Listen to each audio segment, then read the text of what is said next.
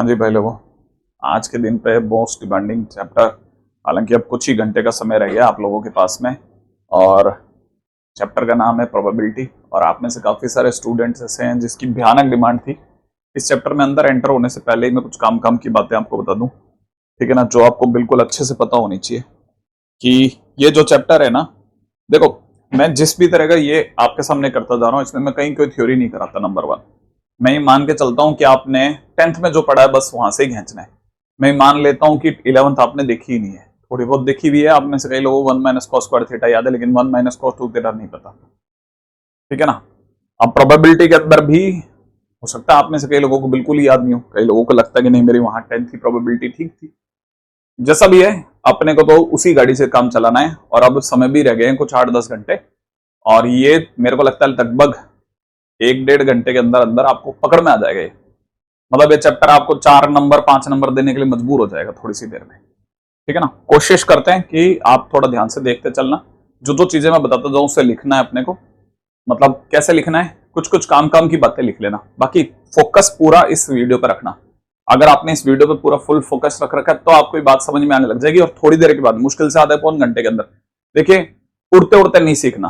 आप उड़ते उड़ते सीख रहे हो, वीडियो बंद कर दो, आएगा ही नहीं। कुछ कुछ ही कर लूं, मैं कितना ही कर लूं। 1.5 घंटे के अंदर मैंने आप में से जो उस बच्चे ने पूरा 3D वाला वीडियो देखा होगा, उसको 3D आने लग गई होगी, ठीक है। भले उसको 3D का 3 नहीं आता हो, लेकिन अगर किसी ने 1.5 महीने चित्त लगा करके देख 1.5 घंटे चित्त लगा करके देखा है, उसे 3D उस बच्चे के बराबर आ गई होगी जिसने पहले कभी 3D पढ़ी अच्छे से, ठीक है। वेक्टर के साथ भी मैंने इसी तरह से करने की कोशिश करी है। मेरा पूरा फोकस है कि कल के दिन पे आपके तकरीबन 24 नंबर से ज्यादा आ जाए, बस मेरा पूरा टारगेट यही है। और मैं इसी के इर्द गिर्द घूम रहा हूं, ठीक है। तो चलिए साहब, सबसे पहली चीज तो 1 नंबर के क्वेश्चंस में एंटर करने से पहले मैं आपको कुछ चीजें बता दूं बढ़िया वाली, बहुत जो आपको नोटिस करनी चाहिए सब, ठीक है ना। पहली चीज जो क्वेश्चन के अंदर साफ साफ दिख रही है, वो दिख रहा है कि P A union B is equal to दे रखा है 0.9, P of A intersection B is equal to दे रखा है 0.4, ठीक है। अच्छा, मैं जो भी आपको बताऊंगा वो एज ए टीचर आपको जो समझ में आना चाहिए क्वेश्चन के साथ में, जैसी आपकी अप्रोच होनी चाहिए, वही बता रहा हूं। आपको वहां जाकर के इसको 10 गुना फैला के लिखना है, 10 गुना फैला के लिखना है। मैं आपको सिर्फ मुद्दे पे लेके चलूंगा। क्वेश्चन वाले ने डिमांड क्या करी है, क्वेश्चन वाले ने मांगा क्या है भाई। क्वेश्चन वाले की डिमांड है कि आप उसे पी ए बार बताएं प्लस पी बी बार बताएं। अब जैसे आप में से कईयों को पता ही नहीं इसका क्या मीनिंग है, लेकिन सब समझ में आ जाएगा सब। मैंने कहा ना, 1 घंटा बिल्कुल मन से इसको देखना है, एक एक फ्रेम टू फ्रेम देखना है आपको। रेडी? अब जरा इसको समझने की कोशिश करते हैं। देखिए कैसे क्या करना है। पहले देखो, डिमांड जो होती है ना, पी ए बार का मतलब होता है 1 माइनस पी ए, और ये होता है 1 माइनस पी बी, ठीक है ना भाई। तो 1 minus P A 1 minus P B हो ही गया। अच्छा, ये यहां जाना है, ये हमारे पते हुए रास्ते हैं। अब थ्योरम कहती है, एडिशन थ्योरम कहलाती है, ठीक है ना, प्रोबेबिलिटी की। वो कहती है P of A union B is equal होता है पी ए प्लस में पी बी माइनस में P of A intersection B, ठीक है ना भाई। अब आपको पता चल गया, ये दे रखा है 0.9, ये हमें पता नहीं, लेकिन ये 0.4, ये 0.4 उधर जाएगा तो 1.3 नहीं बना देगा? बना देगा सर। तो ये क्या हो गया, P A plus P B हो गया सर। अब ये पी ए प्लस पीबी इधर दौड़ा के ले चलो, 1 माइनस ये 1 की जगह 1 और 1 मिलकर 2 हो जाएगा, पी ए प्लस पीबी की जगह 1.3 हो जाएगा, और आंसर हो जाएगा 0.7। देखते कोई आंसर है क्या? 0.7, डी ऑप्शन, क्वेश्चन खत्म। इससे आपको ये पता लग गया कोई एडिशन थ्योरम भी होती है, ठीक है। और आपको थोड़ी देर बाद पता चल जाएगा फिक्स पैटर्न है, फिक्स पैटर्न पे चलती है सारी कहानियां, ठीक है। जो अभी तक मेरे पिछले 3-4 चैप्टर, मैंने इससे पहले कभी सीबीएसई पढ़ाया नहीं, ठीक है। तो आपको देखते ही समझ में आ जाएगा कि ये चुटकियों का गेम है, चुटकियों का। बस आप ये समझो कि एक सीबीएसई से ऊपर के लेवल के आदमी को कैसे चीजें दिखती हैं। तो आपको मैं जब अपने लेवल पे लेके जाने लगूंगा ना, तो आप सीबीएसई के लेवल तक पहुंच जाओगे, 0 से ऊपर वहीं पहुंच जाओगे जहां आपकी जरूरत है। तो बिल्कुल केयरफुली देखना है, ठीक है ना। अब ये जैसे क्वेश्चन के अंदर क्या दे रखा है, देखो साहब, क्वेश्चन के अंदर दे रखा है एक तो पीई दे रखा है भाई 2/3, एक पीएफ दे रखा है भाई 3/7, और एक क्वेश्चन वाले ने दिया है P of E divide by F bar, right. अच्छा, क्वेश्चन में एक और मस्त चीज रखी है, वो भी पढ़ देता हूं, हो सकता है शायद आपको नहीं दिख रहा हो, है ना। ई और एफ अपने आप में इंडिपेंडेंट इवेंट है, ठीक है। तो आप ये बात लिख लेना अपने उसमें, कि भाई इंडिपेंडेंट इवेंट, वैसे तो आपको फ्रेम टू फ्रेम देखना है, तो आप में से कई लोगों को बार बार चीजों को, बेसिक बातों को लिखना, बस पूरे ध्यान इस पे रखना, ठीक है। अब देखिए क्वेश्चन ने क्या मांगा है ना मेरे से, डिमांड क्या है, P of E given F bar, ठीक है ना। अब यहां पे फंडामेंटल क्या कहता है, फंडामेंटल कहता है P of A by B, ये कहलाती है कंडीशनल प्रोबेबिलिटी, ठीक है। और कंडीशनल प्रोबेबिलिटी का फार्मूला होता है P of A intersection B upon में पी बी, ये होता है। तो अगर इस फार्मूले से इसको मैचिंग कराऊंगा तो ये होना चाहिए पी ऑफ ई, है ना,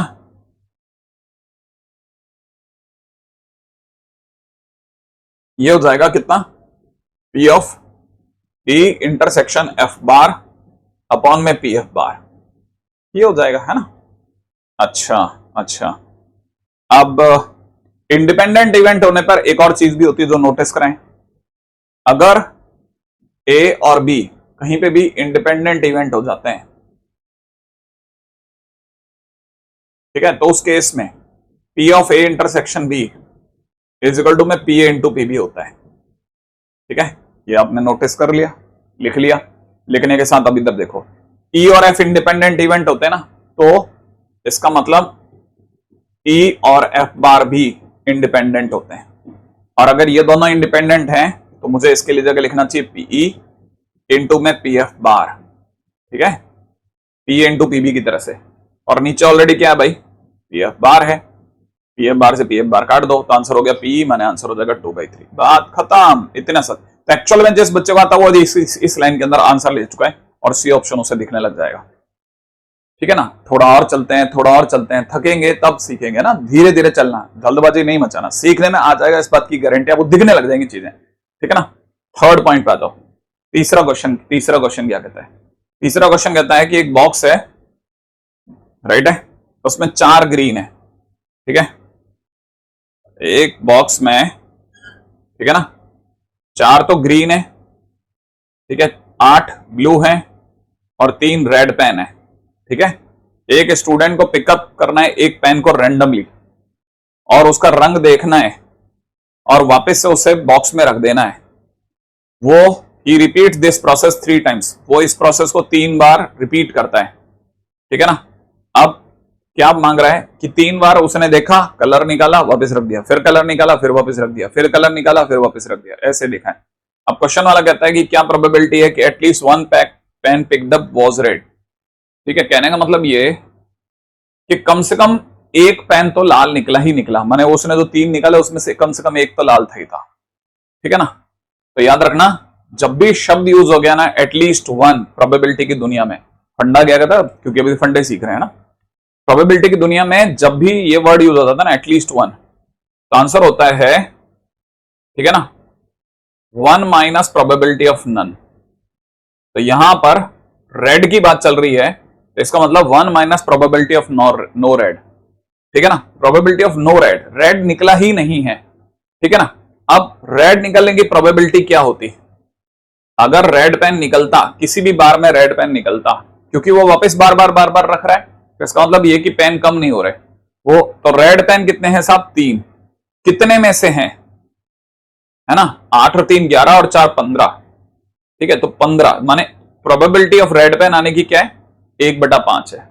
और अब आप चाहते हो कि तीनों बार रेड पेन नहीं आए, तीनों बार रेड पेन नहीं आए, तो आपने क्या करना है साहब, 1 माइनस, पहली बार रेड पेन नहीं आए, रेड पेन आने की प्रोबेबिलिटी 1/5 और रेड पेन नहीं आने की प्रोबेबिलिटी, ठीक है, is equal to 1 minus 1/5 is equal to 4/5, ठीक है।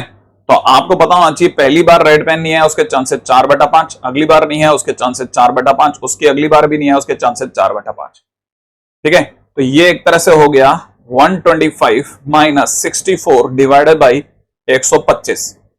अब अगर बाय द वे आपने 125 में से 24 भी कम कर दिए, है ना, तो 24 कम कर दिए तो एक तरह से 100 ही मान लेते हैं, 100 में भी 40 और कम करके 61 है भाई, तो आंसर हो गया 61 डिवाइडेड बाई 125, ठीक है, माने सी ऑप्शन करेक्ट हो गया, ठीक है। कुछ नया सीख रहे हैं, कुछ चलते जाओ, सब दिखेगा, ठीक है ना। चुपचाप कम से कम आधा घंटा, कम से कम नहीं करते 10-20 क्वेश्चन करते देखो मेरे को, ठीक है।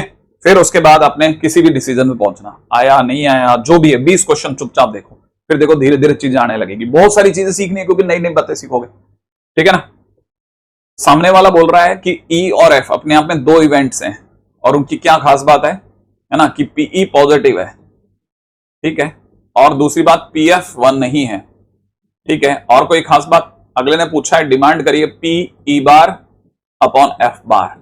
फंडामेंटल क्या यूज होगा, मैंने सिखाया था, पी ए बाई बी कितना होता है, नीचे होता है पी बी, ऊपर होता है P of A intersection B, सिखाया था, ठीक है। तो बस आपको उसी का यूज करना है। अगर आप इसका यूज करते हो तो नीचे हो जाएगा पी एफ बार, ठीक है, ऊपर हो जाएगा P E bar intersection F बार। और यहां एक नई चीज सीखनी है, ठीक है। डी मॉर्गन्स लॉ कहता है, ठीक है, कि P A bar intersection B bar is equal to 1 minus P, इसके चिन्ह का उल्टा कर देना, ये इंटरसेक्शन है, इसको यूनियन में बदल दो, 1 माइनस ये इसके बराबर होता है। तो this is 1 minus P of E union F divide by नीचे पी एफ बार। अच्छा, इसने मांगा क्या भाई अपने से, ये तो बता दे भाई। हो गया, लो आंसर ही आ गया डी ऑप्शन, खत्म होगी बात। कुछ ही नहीं मांगा मतलब भाई ने, मतलब सिर्फ फार्मूला पूछ के चला गया बेचारा, ठीक है। लो भाई अगले क्वेश्चन में आते हैं, क्वेश्चन नंबर 5 में आ जाओ। क्वेश्चन नंबर 5 क्या कहता है, एम और एन अपने आप में दो इवेंट है इस तरह से कि पीएम बराबर में 0.6 है, तो लिख लेते हैं भाई। एम की प्रोबेबिलिटी कितनी बता रहा है भाई, 0.6 बता रहा है। एन की प्रोबेबिलिटी कितनी बता रहा है भाई, 0.2 बता रहा है। और एम इंटरसेक्शन एन की प्रोबेबिलिटी बता रहा है कितना, 0.5, ठीक है ना। अगले ने क्या मांगा है, एम बार, डैश का मतलब बार ही होता है, ध्यान रखना ये। अब देखो आपको फिर से अब रिपीट होने लगी चीजें। अभी अभी ई बार अपॉन एफ बार था, तो फार्मूला वही लगेगा, एम बार इंटरसेक्शन एन बार अपॉन में नीचे कितना, पी एन बार, परफेक्ट, ठीक है।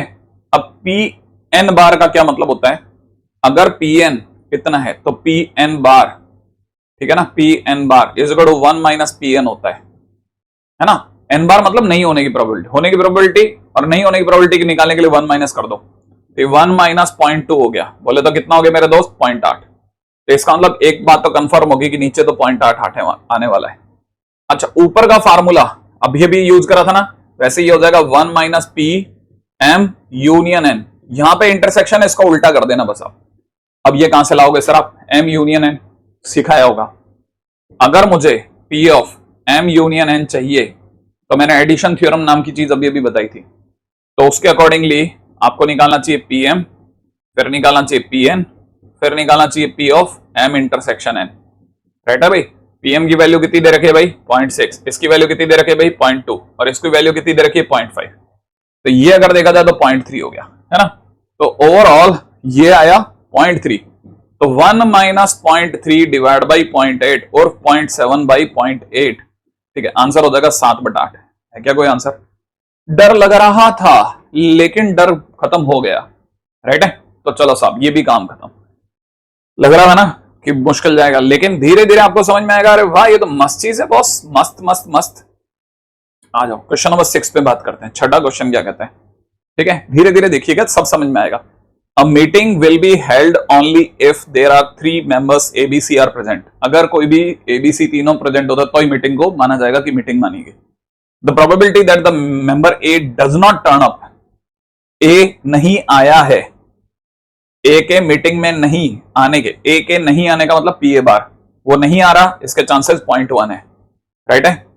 Member B does not turn up माने बी बार की वैल्यू कितनी है, 0.2 है। इसको बहुत केयरफुली पढ़ना है, किसी तरह की सांसों की जल्दी नहीं होनी चाहिए, बहुत धैर्य के साथ केयरफुली, क्योंकि आपको ये नंबर देके ही जाएगा।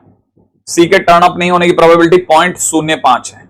अच्छा, आगे मांगता है लास्ट लाइन के अंदर the probability of the meeting being cancelled. अब देखो कोई भी मीटिंग कैंसिल करवानी है ना अपने को, तो मीटिंग कब कैंसिल होगी, कोई भी एक नहीं आया तो, ठीक है, जब तीनों आएंगे तो मीटिंग मानी जाएगी। अच्छा, मीटिंग बीइंग कैंसिल्ड है ना, माने 1 माइनस की प्रोबेबिलिटी की मीटिंग हो जाए, है ना। मीटिंग होने की प्रोबेबिलिटी क्या होगी, ठीक है, मीटिंग होने की प्रोबेबिलिटी ए भी आए, बी भी आए और सी भी आए, है ना। ट्राई कर सकता हूं मैं, तो पी ए है ना, कि ए आ जाए इसका हो जाएगा 0.9, बी आ जाए इसका हो जाएगा 0.8 और सी भी आए इसका मतलब 1 माइनस ये 0.95, ठीक है। अच्छा, है ना, है ना, है ना, थोड़ा बस कैलकुलेशन करवाएगा और कुछ नहीं कराएगा। अब देखो 0.9 इंटू में 0.8 तो 0.72 हो ही गया। अब अपने को करना है 95 की मल्टीप्लाई किससे, 72 से। 2 से गुणा करते 10, एक लगा 18 और एक 19, 190। 7 से गया 35, यहां पे लग गया 3, 7 नाम 63 और 3 66, ठीक है। 0, 9 और 5 14 का 4, एक लगा 7, 8 हो गया, ठीक है, और ये हो गया 6। तो भाइयों कितना 0.684 आ रहा है। तो मतलब कि मीटिंग हो, मीटिंग है ना, प्रोबेबिलिटी की मीट हो, इसका मतलब ए बी आए। फिर देखो अब कुछ नई चीजें सीख रहे हैं। फिर लगाते ही सर ने क्या लिखा, इनटू, ठीक है ना। फिर बी भी आए, फिर सी भी आ जाए, तीनों आ जाए तो ही मीटिंग मानी जाएगी। ए के आने के चांसेस 0.9, बी के आने के चांसेस 0.8, इसके 0.95 मल्टीप्लाई होकर के 0.684, इतना हमारे मीटिंग होने के चांसेस हैं। मीटिंग नहीं होने के चांसेस, प्रोबेबिलिटी की मीटिंग ना हो, मीटिंग ना हो इज इक्वल टू 1 माइनस 0.684 होगा। तो that is what, that is 0.316। That's it. इसका मतलब B option is the correct option, ठीक है। अब हमने इस क्वेश्चन से क्या सीखा, कुछ नहीं, बस कि सर ने इसको तीनों को ऐसे मल्टीप्लाई क्यों करा। ऐसे दिमाग में आ सकता है मल्टीप्लाई क्यों करा। मल्टीप्लाई ऐसे करा क्योंकि मैं जो बोलूंगा ना, है ना, उन्हीं को आप याद करके जाना। मैंने इसमें बोला क्या था, मैंने बोला ए भी आएगा, बी भी आएगा और सी भी आएगा तो मीटिंग होगी। मीटिंग तीनों के आने पे हो। मान लो ए नहीं आया, बी आया, तो भी मीटिंग कैंसिल है। तो हम इसको अगर बाय द वे करना चाहते हो, मेरे पास गंदा रास्ता भी था, लेकिन फिर वो मेरे को आता, इसलिए आप इसको जैसा मैं बोल रहा हूं वैसा वैसा सोचना, ठीक है। ये अपन ने क्या करा, इनकी मल्टीप्लाई करके दिखा दिया आपको, ठीक है। अभी धीरे धीरे छठा क्वेश्चन ही हुआ है, ठीक है, थोड़ा और दम भर के चलते हैं आगे। क्वेश्चन नंबर 7 का जाओ। चांसेस की 3% है, ए बी सी वो जा रहे हैं मार्केट में, ठीक है।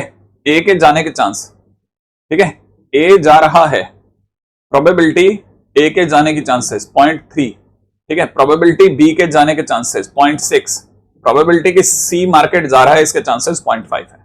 The probability that at least one of them will go in the market, मैंने बताया था एटलीस्ट वन जब भी आएगा, 1 minus probability no none going, ऐसा समझ लो कि कोई भी नहीं जा रहा, ठीक है। तो 1 माइनस ए नहीं गया, इसके चांस 0.7, बी नहीं गया, इसके चांस 0.4, सी नहीं गया, इसके चांसेस 0.5, ठीक है ना। तो 0.4 इंटू 0.5 इज इक्वल टू, है ना, 0.20 माने 0.2, ठीक है, और 0.2 इंटू 0.7 दैट इज 0.14, ठीक है। बड़ा ही गंदा सा काम हो गया। 1 माइनस 0.14 दैट इज, है ना, 0.86। 0.86 का मतलब 86 डिवाइड बाई 100, 43/50 है क्या कोई सुंदर सा आंसर। यस, बी बिल्कुल एकदम सच दस के बैठा है, ठीक है। ये भी काम हो गया, है ना दोस्त, है ना। आगे चलते हैं बेटा, है ना, नेक्स्ट अगले पे चलते हैं। अब 8वें क्वेश्चन में आ जाओ। ए और बी दो इवेंट इस तरह से हैं कि पी ए बाई बी बराबर में पी बी बाई ए। मैंने बताया था इसका फार्मूला कंडीशनल प्रोबेबिलिटी का, ठीक है। अब देखो धीरे धीरे अब याद होना चालू हो जाएगा धीरे धीरे। तो पी ए बाई बी का मतलब हो जाएगा, नीचे तो होगा PB, P A by B है, नीचे पीबी होगा। यहां पे पी बी बाई है, बी बाई ए है, तो नीचे पी ए होगा। ऊपर दोनों का इंटरसेक्शन होगा, ए और बी का इंटरसेक्शन लिख देना, ठीक है। यहां पे बी और ए का इंटरसेक्शन लिख देना, ठीक है, लिख दिया, है ना। अब लिखने के बाद में ध्यान रखना कि ए और बी का इंटरसेक्शन तो हो गया ना। ये एक और बात पता है, ए का बी का, ए और बी में जो कॉमन आएगा या बी और ए में जो कॉमन आएगा एक ही बात होगी। देखो ना, ए और बी में जो कॉमन आ रहा है और बी और ए में जो कॉमन आ रहा है एक ही बात है। बात तो एक ही है ना भाई। दो जनों में जो कॉमन है, लेफ्ट और राइट के अंदर जो कॉमन है वही राइट और लेफ्ट में भी कॉमन है। तो ये दोनों तो सेम सेम है, काट दो। अगर ये कट गए तो इसका मतलब ये कि क्रॉस मल्टीप्लाई करता हूं तो क्या निकलेगा, पी ए बराबर में पी बी, है ना। आई थिंक मिल जाएगा आंसर, देखते हैं डी ऑप्शन, ठीक है। आ जाओ क्वेश्चन नंबर 9 पे आ जाओ। 9th नंबर क्वेश्चन क्या कहता है? 9th नंबर क्वेश्चन में दे रखा है कि P A intersection B is equal to में दे रखा है 1/8, P A bar is equal to में दे रखा है कितना 3/4, राइट है। और क्वेश्चन वाले ने डिमांड क्या करी भाई? क्वेश्चन के मांग क्या है? डिमांड है कि प्रोबेबिलिटी ऑफ बी बाई ए बताओ। अब सोचो पी बी बाई ए का फार्मूला मैंने क्या सिखा रखा है? पी बी बाई ए, तो नीचे क्या आएगा? पी ए आएगा, ऊपर क्या आएगा? बी इंटरसेक्शन ए आएगा, या ए इंटरसेक्शन बी, एक ही बात है ना। अब इंटरसेक्शन कहां है? दिया तो नहीं है, लेकिन क्या इंटरसेक्शन और जो गिवन है उनके बीच में कोई रिलेशन निकाला जा सकता है? निकाल तो लेंगे कहीं ना कहीं से, कैसे निकालेंगे लेकिन, है। अच्छा दे रखा है, अच्छा ए इंटरसेक्शन बी तो दे ही रखा है। ओए होए होए होए, ठीक है, एकदम से, है ना, एक चटकारे वाले आवाज निकल गया ना। ये हो गया कितना? 1/8। अच्छा पी ए कैसे लाओगे? अरे पी ए के नहीं होने के चांसेस 3/4, तो होने के चांसेस 1/4, 1 में से घटा लेना, ठीक है। तो नीचे कितना हो जाएगा? 1/4 हो जाएगा, तो 4/8 माने 1/2 हो गया, ठीक है। कोई आंसर है क्या? 1/2, ए ऑप्शन मिल गया। चलो अगले क्वेश्चन पे सोचो, थोड़ी देर पहले कैसे अटक रहा था, अब कैसे अचानक से 10वें क्वेश्चन पे आ गए। क्वेश्चन नंबर 10 में दे रखा है द इवेंट्स ई और बी इंडिपेंडेंट इवेंट है। ई और एफ कैसे बताए हैं? इंडिपेंडेंट बताए हैं, ठीक है, लिखते चल रहा हूं, इंडिपेंडेंट इवेंट है। और ई के होने के चांसेस कितना बता रखा है? 0.3, ठीक है। और क्या दे रखा है? E union F is equal to दे रखा है 0.5।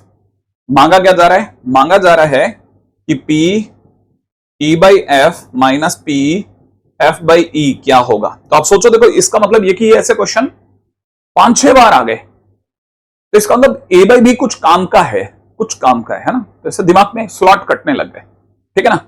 अब देखो जरा, पी ई बाई एफ, नीचे ई बाई एफ है तो नीचे आएगा एफ, पी एफ, और ऊपर इन दोनों का common E intersection F minus, ठीक है, नीचे एफ बाई ई है तो नीचे आएगा कितना? पीई, और ऊपर आएगा पी ई इंटरसेक्शन एफ। फिलहाल दोनों में से कॉमन आ जाएगा ई इंटरसेक्शन एफ, है ना। और अंदर ही अंदर जरा ध्यान से देखना, अंदर ही अंदर एलसीएम में बचेगा 1/pf माइनस 1/pe। एक मिनट मैं कुछ ज्यादा दूर जा रहा हूं, लेकिन मैं 1 मिनट जाना चाह रहा हूं, ठीक है। अब देखो सुनो, ई और एफ कैसे इवेंट है? इंडिपेंडेंट इवेंट है। मैंने ये बात कहीं ना कहीं बताई थी, है ना। देखो कहीं ना कहीं तो बताई होगी, फिर भी एक बार जरा चल के देख लेते हैं कि बताई कि नहीं बताई। हो सकता है आपको लगे कि सर ये बातें बताई नहीं कहीं, ठीक है ना, लेकिन बताई होगी। देखो ये बताइए, ए और बी अगर इंडिपेंडेंट होते हैं तो A intersection B is equal to P A into PB होता है ना। ऐसे ही अगर ई और एफ इंडिपेंडेंट होंगे तो PE intersection F is equal to PE into PF होगा, ठीक है। तो ये लिख लेते हैं साथ में, इंडिपेंडेंट का फायदा मिल गया। यहां एलसीएम में क्या होने वाला है? एलसीएम में होने वाला है पीई इंटू पीएफ, ठीक है, और ऊपर होने वाला है पीई माइनस पीएफ, ठीक है। और ये कट गया, PE minus PF, PE minus PF, PE minus PF. क्या मालूम, कुछ तो बैठ जाता मामला। PE by PE minus PF, okay okay. तो इसको कैसे निकालेंगे? देखो अब ये पीई माइनस पीएफ में पीई पड़ा है, पीएफ नहीं है, ठीक है। तो इसने हमारे लिए थोड़ी मामले को रोचक करा है, ठीक है। अब देखो साहब, इसने हमारे को क्या दिया है? पी में दे रखा है E union F. Addition theorem का दिमाग में बज रहा है डंका। वो कितना होता था? पीई होता था, प्लस में कितना होता था? एक पीएफ होता था, एक माइनस में होता था पी ई इंटरसेक्शन एफ होता था ना। लेकिन ई और एफ कैसे हैं? इंडिपेंडेंट है। तो अब देखो एक काम एक चलो लिख लेते हैं, यहां लिख लेते हैं पीई, यहां पीएफ, ठीक है ना। और इसको मैंने याद है इंडिपेंडेंट होने पे अभी बताया था, ये इनटू में होता है। अच्छा, और ये सब किसके बराबर है? ई यूनियन एफ के, ठीक है ना। ये सब धीरे धीरे बस मुश्किल से 10-20 क्वेश्चन हुए, उसका दिमाग में स्लॉट कट जाएगा 100%, ठीक है। अच्छा, ई यूनियन एफ की वैल्यू कितनी दे रखी है? 0.5 दे रखी है। पीई की वैल्यू कितनी दे रखी है? 0.3 दे रखी है। क्या ये हमारे को दे रखा है? अरे इसी के लिए तो दौड़ रहे हैं, पी एफ ही तो नहीं पता, नहीं तो यहां लिख के खत्म कर देता मैं खेल। अच्छा, क्या हमारे पास में ये दोनों का मल्टीप्लीकेशन भी पड़ा है? ये तो नहीं पड़ा हुआ, तो फिर हम क्या करें? इसको 0.3 लिखेंगे और इसको पीएफ ही लिखेंगे, है ना, है ना, है ना। अच्छा, ये 0.3 जिस दिन उधर जाएगा हमारे लिए 0.2 छोड़ेगा, ठीक है। अच्छा, पीएफ कॉमन आ जाएगा और अंदर ही अंदर छूटेगा 1 माइनस 0.3 इंटू पीएफ, ठीक है। और ये हो जाएगा, पीएफ की वैल्यू आ जाएगी, पीएफ की वैल्यू कितनी हो जाएगी 0.2 डिवाइड बाई 0.7। अच्छा नहीं लग रहा, पता नहीं क्यों दिल मेरा खुश खुश नहीं फील कर रहा, ठीक है। पीई माइनस पीएफ के लिए मुझे इतना पिदाया इसने, है ना। पीई माइनस पीएफ, पीएफ की वैल्यू भी आई तो ऐसी आई, माने 2/7 आ गई, ठीक है, चलेगा, कोई तकलीफ नहीं। लेकिन अगर आ गई है तो फिर अब काम तो हो जाएगा। पीई की जगह पे रख रहा हूं, पीई की जगह रख रहा हूं 0.3। हालांकि इतना लंबा ऐसा क्वेश्चन इसमें दे रहा है, ये मेरे को अच्छा नहीं लगा। पीएफ की वैल्यू 2/7 है, मैं यहां रख रहा हूं, ठीक है। एलसीएम आ गया 70। अरे यार, इसके तो ऑल्सो एलसीएम भी अच्छे नहीं। 7 21 माइनस 10 दूनी 20, 1/70 आ रहा है। और 1/70 तो नहीं है सर, 1/7 है, और नीचे वाले यहां के गड़बड़ है आपके, तो भाई यही होगा और क्या, 1/70 ही होता है। डी ऑप्शन ही बैठेगा मेरे को तो लगता है, ठीक है ना। क्या हमारे पास में किताब है, क्या हमारे पास किताब है, क्या हमारे पास किताब है, क्या हमारे पास इसका सोर्स है।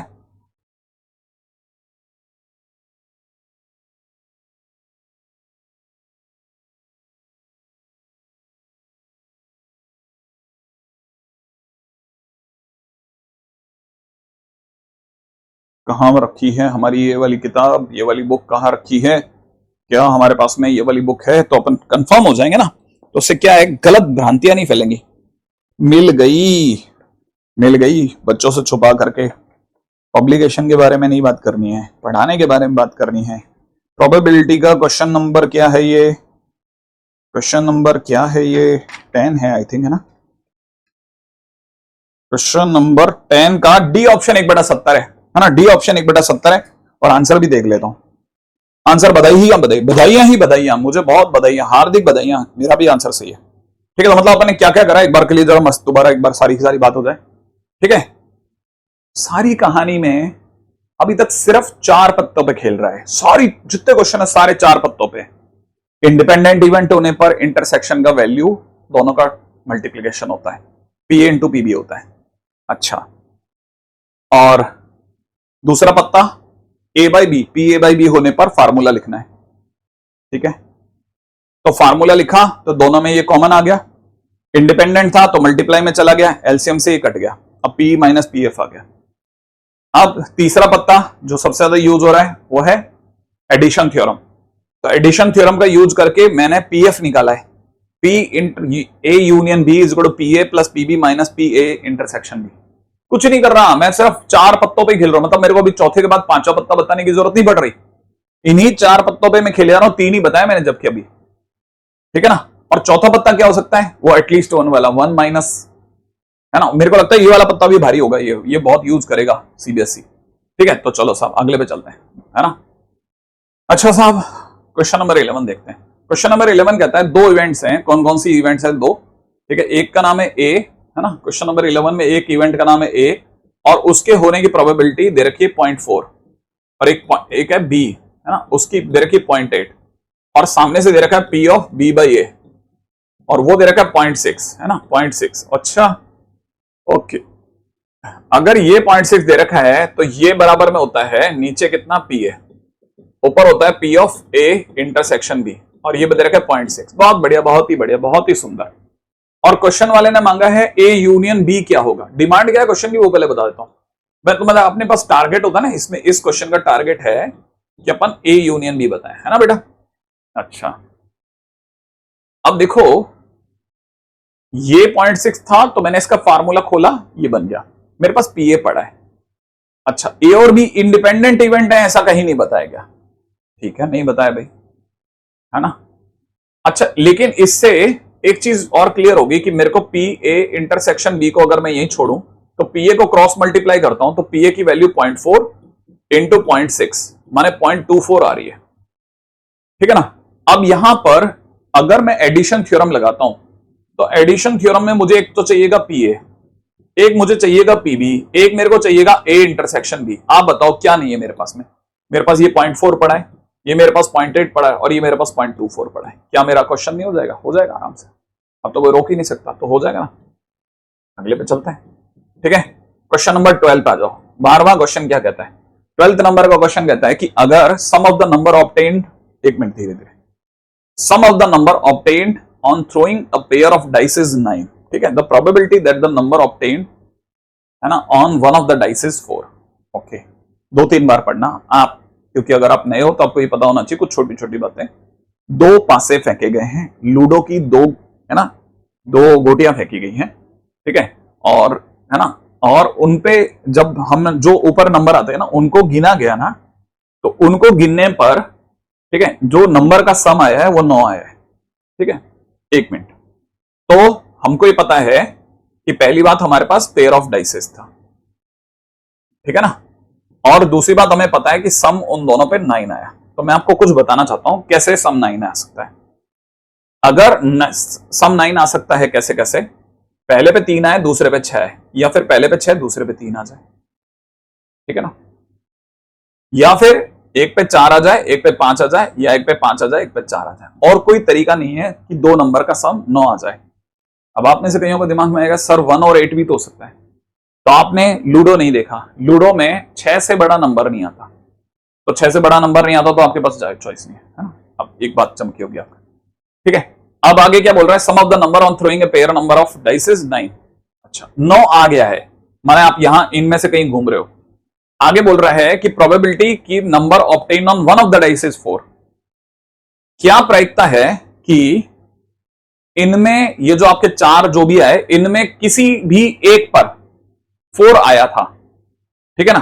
तो total cases, number of sample space, इस सम 9 आने के अनुकूल, ठीक है ना, अनुकूल घटनाएं, है ना, 4 हैं, ठीक है, 4 ही हैं। 4 ऐसी पोजीशन है जब 9 आ रहा है, और अब आप चाहते हो कि 9 तो आए ही आए, लेकिन उनमें किसी पासे पर, उनमें किसी डाइस पर 4 भी आ जाए। तो 4 कितनी जगह आ रहा है? तो फेवरेबल 4 के होने के फेवरेबल केस क्या है ना, फेवरेबल केस क्या है? तो फेवरेबल केस है 2। तो इसलिए प्रोबेबिलिटी हो गई, ठीक है, प्रोबेबिलिटी हो गई 2/4, माने आंसर हो गया 1/2। मेरे हिसाब से आंसर इज 1/2, है ना। अब इन्होंने कैसे करा होगा आई डोंट नो, ठीक है, बहुत सिंपल है, एकदम सिंपल सा गेम हुआ है, एकदम सिंपल सा गेम हुआ है, कुछ करा ही नहीं मैंने। 4 केस थे, उनमें किसी एक पासे पर 4 आ रहा था, तो 2 ऐसे केसेस जिनमें 4 आ रहा था आउट ऑफ 4, तो 2 आउट ऑफ 4, ठीक है ना। क्वेश्चन नंबर 13 पे आ जाता है। 13 नंबर कह रहा है कि ए सच बोलता है, बहुत इस तरह के क्वेश्चंस को करके जाना। ए सच बोलता है, ठीक है ना, इसके चांसेस हैं 4/5, ठीक है ना भाई। अच्छा, प्रोबेबिलिटी की बी सच बोलता है, इसके चांसेस हैं 3/4। आगे बोल रहा है प्रोबेबिलिटी बताइए that they contradict each other, है ना।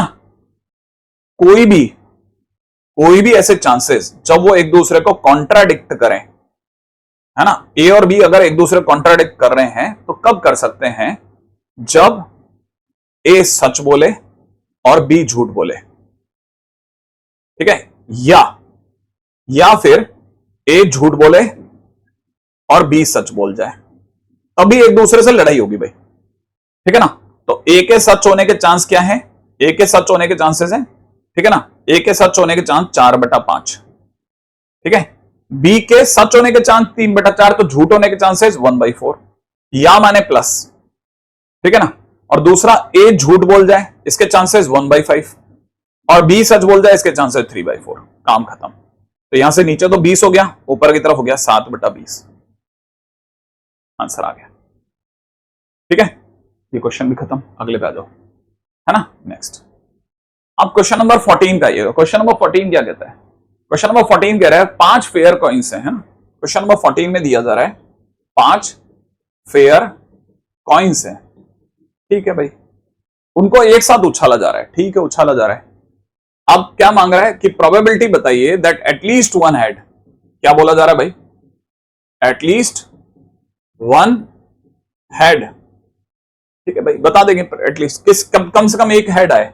तो मैंने बताया था प्रोबेबिलिटी ऑफ एटलीस्ट वन इसका मतलब 1 minus probability of no head. ठीक है, माने अब यहां पे आपको एक और बात बताता हूं, हेड आने की प्रोबेबिलिटी कितनी होती है किसी भी सिक्के में? 1/2। टेल आने की प्रोबेबिलिटी भी 1/2 होती है। ठीक है, समझना। और यहां क्वेश्चन खत्म हो जाएगा। 1 माइनस पहले सिक्का उछाला, ठीक है, पहला सिक्का उछाला, उस पर हेड नहीं आया, माने टेल आया, चांसेस 1/2। फिर दूसरे सिक्के पर भी हेड टेल आया, 1/2 चांस।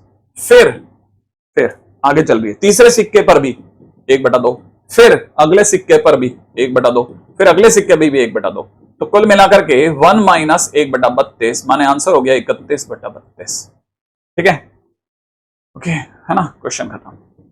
अगले पे चलो मेरे भाई, अगले पे चलो। क्वेश्चन नंबर 15 पे आ जाओ। क्वेश्चन नंबर 15 क्या कहता है? For any events A and B, बहुत धीरे धीरे चलो, कोई दो इवेंट है ए और बी, है ना, और ये कह रहा है कि ए के नहीं होने के चांसेस 1/2, बी के नहीं होने के चांसेस 2/3 है, और ए और बी दोनों के होने के चांसेस 1/4 है। ठीक है, तो आपसे पूछा जा रहा है, डिमांड है भाई की डिमांड है कि आप बताओ probability of A bar upon में बी बार कितना होगा। भाई मुझे ये पता है कि अगर आपने मुझसे ए बार अपॉन बी बार मांग लिया तो मुझे कंडीशन ऑफ प्रोबेबिलिटी के फार्मूले के लिहाज से पी ए नीचे बी बार होगा और यहाँ ए इंटरसेक्शन बी बार होगा। मेरा ज्यादा ख्याल है हम अभी तक जो 15 क्वेश्चन कर रहे हैं ना, उसको करते करते शायद आधा घंटा हो गया होगा। आधे घंटे में हमने ये फार्मूला कम से कम 4 से 5 बार 6 बार तो लिख लिया होगा। अब धीरे धीरे याद होने का बारी आ गया, तो 1.5 घंटे में आप सोच लो आपको याद होगा। आप या तो चैप्टर खाली छोड़ जाओ या आपको मैं याद करा दूंगा। ठीक है ना, आप नहीं कर पाओगे इसके बगैर। अब यहां दिमाग लगाते हैं। मैंने आपको यह भी बताया था ए बार इंटरसेक्शन बी बार को डी मॉर्गन्स लॉ से ए यूनियन बी लिख सकते हैं। नीचे आ जाओ, पी बी बार। ठीक है, ओके। अब ए यूनियन बी कहां से लाओगे सर आप, है ना, रुको जरा, मेरे से क्वेश्चन में पूछा जा रहा है ए यूनियन बी कहां से लाओगे। मैंने आपको शायद तीसरी चौथी बार लिखा रहा हूं एडिशन थ्योरम। तो ये होता है कितना, पी ए प्लस में कितना, पी बी माइनस में कितना, ए इंटरसेक्शन बी। ठीक है, पी ए कितना है मेरे भाई, देखो पी ए बार 1/2 है, तो पी ए कितना होगा, एक में से घटा दो सर, 1 माइनस 1/2 बोले तो 1/2 आ गया, तो ये हो गया 1/2। पी बी बार कितना होगा, पी बी कितना होगा, पी बी बार इतना है तो पी बी एक में से घटा दो सर, 1 माइनस 2/3 1/3 हो जाएगा, तो 1/3 लिख रहा हूं, minus P A intersection B, A intersection B is equal to 1/4। ठीक है, एलसीएम लोगे तो कितना, 4 थी 12, 6 4 3 7/12 हो गया। लो भाइयों आ जाओ ऊपर, 1 माइनस 7/12, 1 माइनस 7/12 बोले तो 5/12। अब पीबी बार कितना है, 2/3। ठीक है, तो यहां पे लिख देते हैं 5/12 इंटू में कितना, 3/2, तो 3 से गया 4 बार, 5/8 है क्या कोई आंसर ऐसा, 5/8 बी ऑप्शन। अब आप बताओ कि आपको धीरे धीरे कुछ कुछ पकड़ में आया या नहीं आ रहा, है ना। चलो अगले पे चलते हैं, है ना। क्वेश्चन नंबर 16 पे आओ भाइयों, 16 पे आओ। 16 मैथ्स में एक प्रॉब्लम जो है 3 लोगों को दी गई है। ठीक है, पहले से सॉल्व हो जाए, फर्स्ट से सॉल्व हो जाए, इसके चांसेस 1/2, सेकंड से सॉल्व हो जाए, इसके चांसेस 1/3, थर्ड से सॉल्व हो जाए, इसके चांसेस 1/4 है। क्या मांग रहा है भाई, आगे बोल रहा है if event of their solving और प्रॉब्लम आर इंडिपेंडेंट, तीनों एक दूसरे से अलग अलग कमरों में बैठ करके प्रॉब्लम को सॉल्व कर रहे हैं।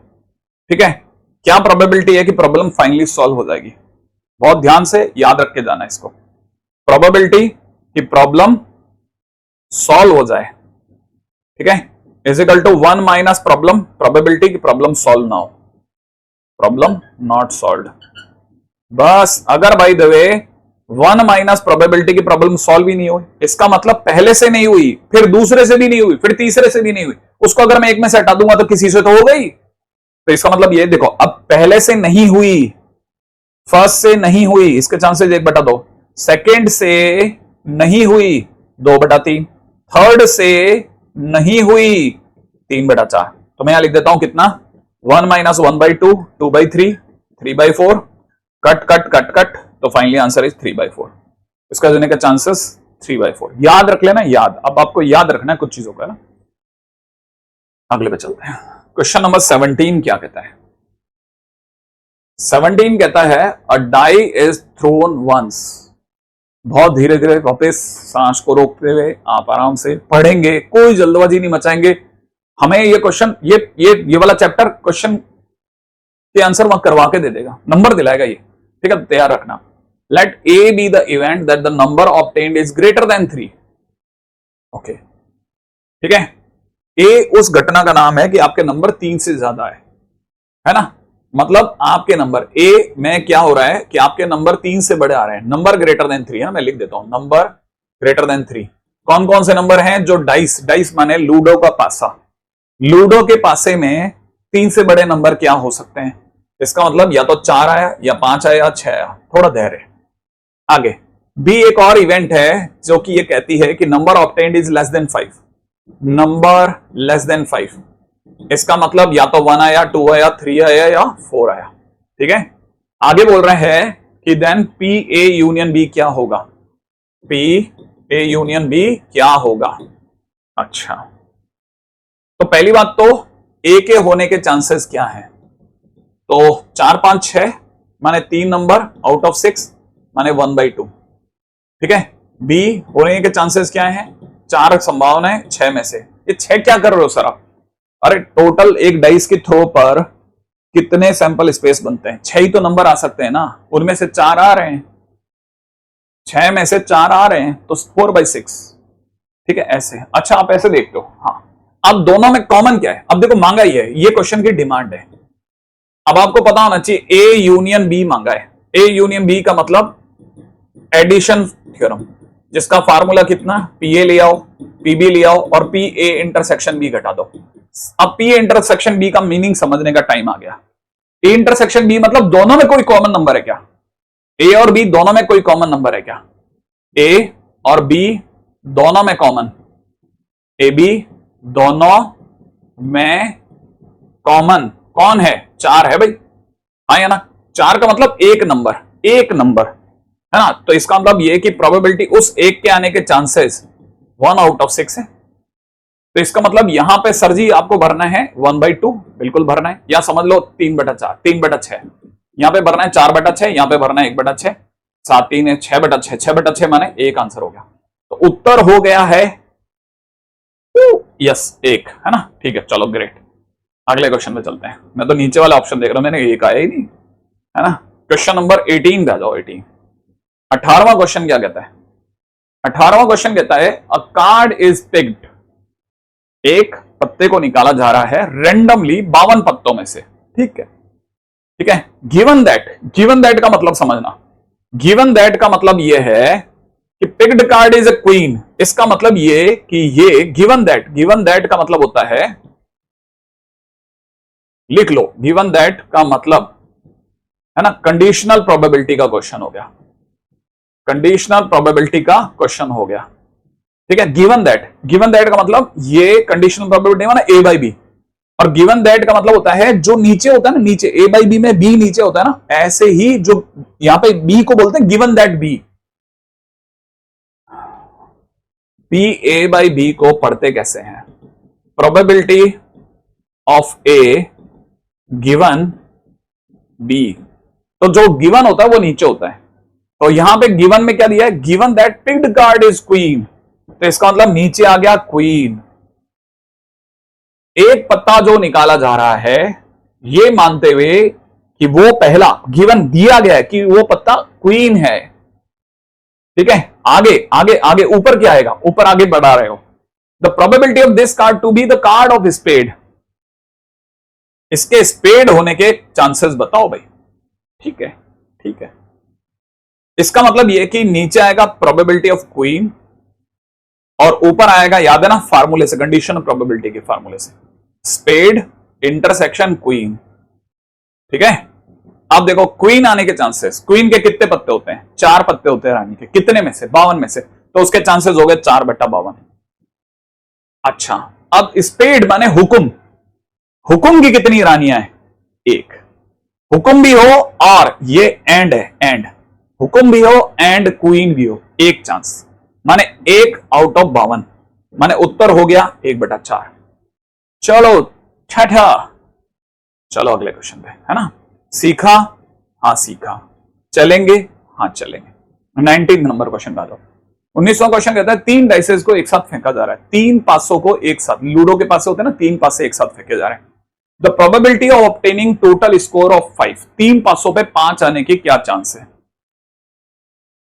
टोटल तीनों पे 5 आना चाहिए, तो तीनों पे 5 कैसे क्या से आ सकता है? 1 1 है ना, 3 ले आओ आ जाएगा, या 1 3 1 ले आओ आ जाएगा, या फिर 3 1 1 ले आओ आ जाएगा, और या फिर और सोचो और कैसे आ सकता है ना?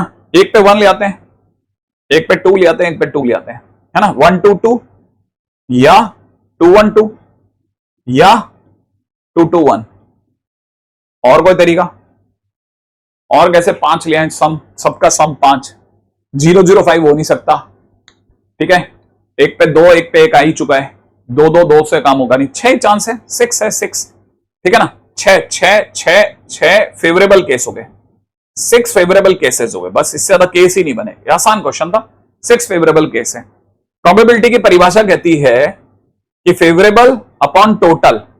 अब पहले पासे पर टोटल अंक 6, अगले पे 6, अगले पे 6, है ना, टोटल सैंपल स्पेस। जब आप दो पासे उछालते हो तो टोटल 36 केसेस बन सकते हैं। जब आप 3 उछालते हो तो 216 केस बनते हैं। एक पासा उछालते हो 6 टोटल केस बनते हैं। 2 उछालते हो तो 6 × 6 माने 36 केस बनते हैं। अभी कैसे बनते हैं, क्या बनते हैं, अभी उसकी गहराई में नहीं आते, मानते बनते हैं, ठीक है ना। तो 6 फेवरेबल अपॉन टोटल, 6 से 6 गया, आंसर हो जाएगा 1/36, सी ऑप्शन, ठीक है। अगले पे आ जाओ, क्वेश्चन नंबर 20 पे आते हैं। क्वेश्चन नंबर 20वां क्वेश्चन क्या कहता है? एक बैग है जिसमें 3 व्हाइट और 2 ब्लैक और 2 रेड बॉल है, ठीक है। एक बैग है, उसमें 3 व्हाइट हैं, 4 ब्लैक हैं और 2 रेड बॉल्स हैं। अच्छा, अगर 2 गेंदों को रेंडमली निकाला जाए बिना रिप्लेस करे हुए, ठीक है। अब जब बिना रिप्लेस करे हुए निकाला जाता तो मन में यह आना चाहिए, पहली गेंद निकाली, ठीक है, आपने रखी नहीं है, हाथ में ही आपके, अब आपने दूसरी निकाली है, समझ रहे हो आप? तो ये पूरी प्रोसेस 2 केसेस में हो गई। पहली निकाली, एक केस, अभी आपने हाथ में रख रखी है, अब दूसरी निकाली है, दूसरा केस। तो ये याद रखना, विदाउट रिप्लेसमेंट का ये दिमाग में सीन बनाना कि ऐसा मीनिंग होता है। अब probability that both balls are white, तो दोनों गेंदों के सफेद आने के चांस क्या है? तो देखो साहब, प्रोबेबिलिटी पे सीधे आ जाता हूं इसमें, दोनों गेंदों के, ठीक है ना, क्या कहते हैं, व्हाइट आने के चांस। तो पहली गेंद के व्हाइट आने के चांस, पहली व्हाइट है ही 3, कितने में से? 9 में से, तो पहली गेंद के व्हाइट आने के चांस है 3/9, पहली गेंद के व्हाइट आने के चांस है 3/9, है ना भाई। पहली गेंद के व्हाइट आने के चांस है 3/9, काम खत्म। अच्छा, अब पहली गेंद आ चुकी है, आपके हाथ में ही है, अब वहां पे रह गई 8 गेंदें, क्योंकि एक तो निकाल चुके, और व्हाइट भी कितनी रह गई? 2, तो दूसरी गेंद के व्हाइट आने के चांस, ठीक है, 2 आउट ऑफ 8, 2 ही व्हाइट रह गई थी 8 में से, तो व्हाइट के आने के चांस है 2/8, ठीक है। बस हो गया शायद, आई थिंक, है ना। 2 से कटेगा 1/4, आंसर हो जाएगा 3/3 से गया 1/9, 1/3, 1/12 हो जाएगा आंसर, सी ऑप्शन बैठ गया, ठीक है, ये भी डन। अगले क्वेश्चन में आ जाओ आप, ठीक है। अब देखो अपन 20 क्वेश्चन कर चुके हैं लाइन में, एक के बाद एक। उम्मीद है अब थोड़ा थोड़ा आपको क्लैरिटी आने लग गई होगी, मैंने कहा ना, लेकिन ये क्लैरिटी अपन लास्ट तक और बहुत अच्छे से करते जाओ, आप बहुत अच्छे से करते जाओ, जितना आप कर सकते हो उतना करते जाओ, ठीक है। आप बस ये सोचो, आंख बंद करके चलते रहो, आपको धीरे धीरे दिखने लग जाएंगी चीजें, ठीक है। हालांकि नंबर क्वेश्चन पता नहीं कितने हैं, कम है या ज्यादा है, लेट्स सी, है ना, करते हैं धीरे धीरे, देखते हैं। क्वेश्चन में दे रखा है pair of dice is throne, ठीक है ना। तो पहली बात तो कहानी में पेयर ऑफ डाइस है, ठीक है, इसका मतलब टोटल के 36 हो गए, याद रखना। Sum of number appearing on the dice is observe to be 7, ठीक है।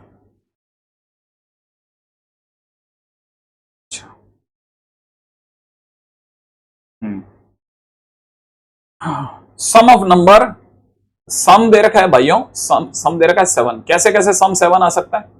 1 6 या 6 1, या 2 5 या 5 2, या 3 4 और या फिर 4 3, इनमें से किसी में आ सकता है, ठीक है, और तो कोई है नहीं। तो फेवरेबल केस हो गए 6, ध्यान रखना, फेवरेबल केस कितने हो गए? 6 हो गए, भूलना मत आप, आगे बोल रहा है find the probability that number 5 has appeared, पहली बात है ना, एटलीस्ट ऑन वन डाई। आगे बोल रहे हैं तो प्रोबेबिलिटी की 5 आया, प्रोबेबिलिटी 5 अपीयर्ड। अगर 5 के आने की बात करी जाए तो 5 के आने के फेवरेबल केस हो गए 2, किसी भी एक पे आने के, आउट ऑफ 6 माने 1/3। अब क्वेश्चन वाले ने बोला है कम से कम किसी एक पे तो आया ही आया, है ना। अब इस कहानी के अंदर प्रोबेबिलिटी कि 5 appeared at at least 1 dice on at least 1 die, एक डाई पे आता है या 2 पे आता है ना। 5 appeared at least 1 die. Find the probability that 5 appeared at least. Probability that 5 appeared at least, है ना, 5 appeared at least, ठीक है, is equal to 1 minus probability 5 not appearing. Okay, 5 appear ही नहीं हो रहा, okay, नहीं होने की probability 1 minus, यार ये तो 5 appeared at least 1 die, किसी भी एक डाइस पर आने के चांसेस ही 1/3 हो गए। तो क्वेश्चन ही खत्म हो गया, इतना आसान कैसे पूछ लिया। तो क्वेश्चन के अंदर इन्होंने कोई दम ही नहीं पूछा, तो पूछना ठीक ठाक तो चाहिए था क्या। 1 minus 5 not appearing is 4/6। मैं तो वापस वहीं आ गया, मेरे को ऊपर ही आंसर दिख रहा है। हाँ बताओ, मतलब कुछ ज्यादा ही स्ट्रेट हो गया, तो ठीक है, कुछ ज्यादा ही स्ट्रेट हो गया, कुछ ज्यादा ही हट।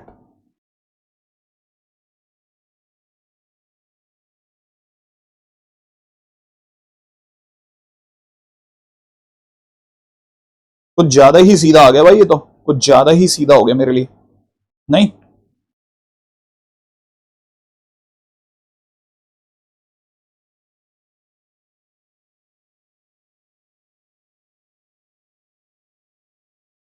कुछ ज्यादा ही सीधा हो गया भाई ये तो, नहीं।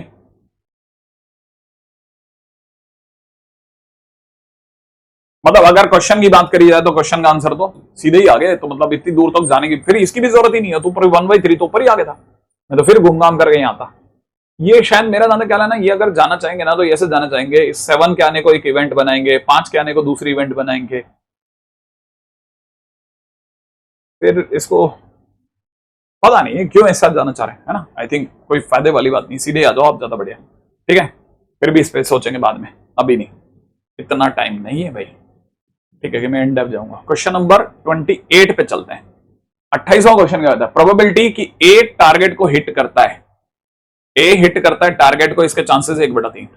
प्रोबेबिलिटी कि बी हिट करता है, ठीक है, प्रोबेबिलिटी में यार ये गिवन वाले में जाएंगे, हैं पागल हैं क्या, ऐसा क्यों जाना चाह रहे हैं, खैर सोचूंगा, ठीक है। 2/5। अच्छा, अगर भाई दोनों ट्राई करते हैं हिट करने की इंडिपेंडेंटली, फाइंड द प्रोबेबिलिटी। देखो अब आप सोचो, ऐसा ही क्वेश्चन थोड़ी देर पहले हमने करा था, क्वेश्चन के सॉल्व होना वगैरह वगैरह को लेकर के, कि प्रोबेबिलिटी, ठीक है, the target is hit, target hit, target के हिट होने की प्रोबेबिलिटी निकालना है, तो 1 माइनस ए से हिट नहीं हुआ, ठीक है ना, ए से हिट नहीं हुआ और बी से भी नहीं हुआ, हटा दो, तो इसका मतलब 1 माइनस ए से हिट नहीं हुआ उसके चांसेस 2/3 और बी से हिट नहीं हुआ उसके चांसेस 3/5, तो 3 से 3 कट गया, तो 1 माइनस 2/5 इज इक्वल टू 3/5, तो आंसर हो जाएगा 3/5।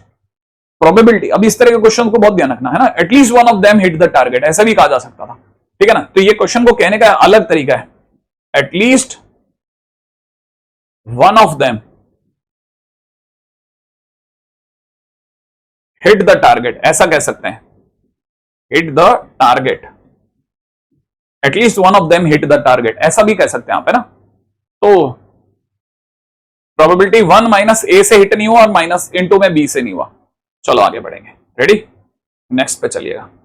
अगला क्वेश्चन नंबर 29 पे आ जाओ, 29 पे। क्वेश्चन नंबर 29 क्या कहता है, 2 cards are drawn at random from a pack of 52 cards 1 by 1 without replacement.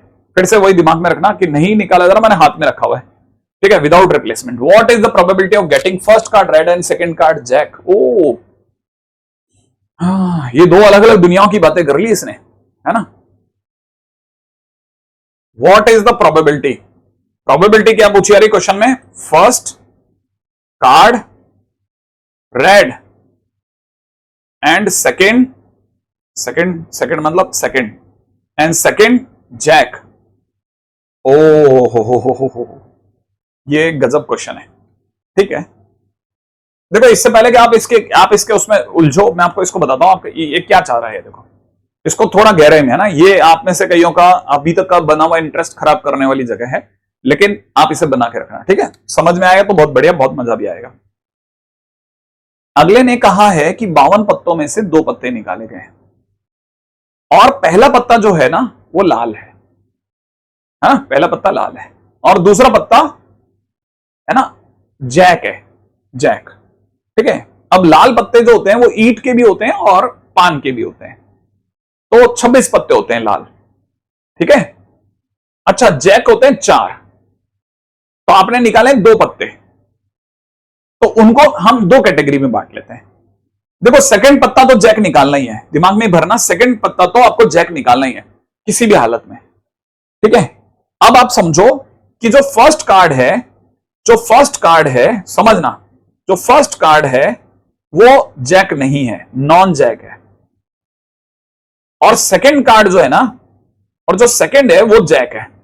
एक संभावना तो ये है, या ऐसा हो सकता है कि भाई का first card non jack, first card red भी निकले और नॉन जैक निकले। ठीक है ना, और सेकंड कार्ड जैक निकल जाए, या फर्स्ट कार्ड है ना रेड भी निकले प्लस जैक निकले, रेड जैक निकले मतलब, और सेकंड कार्ड जो है वो जैक निकले।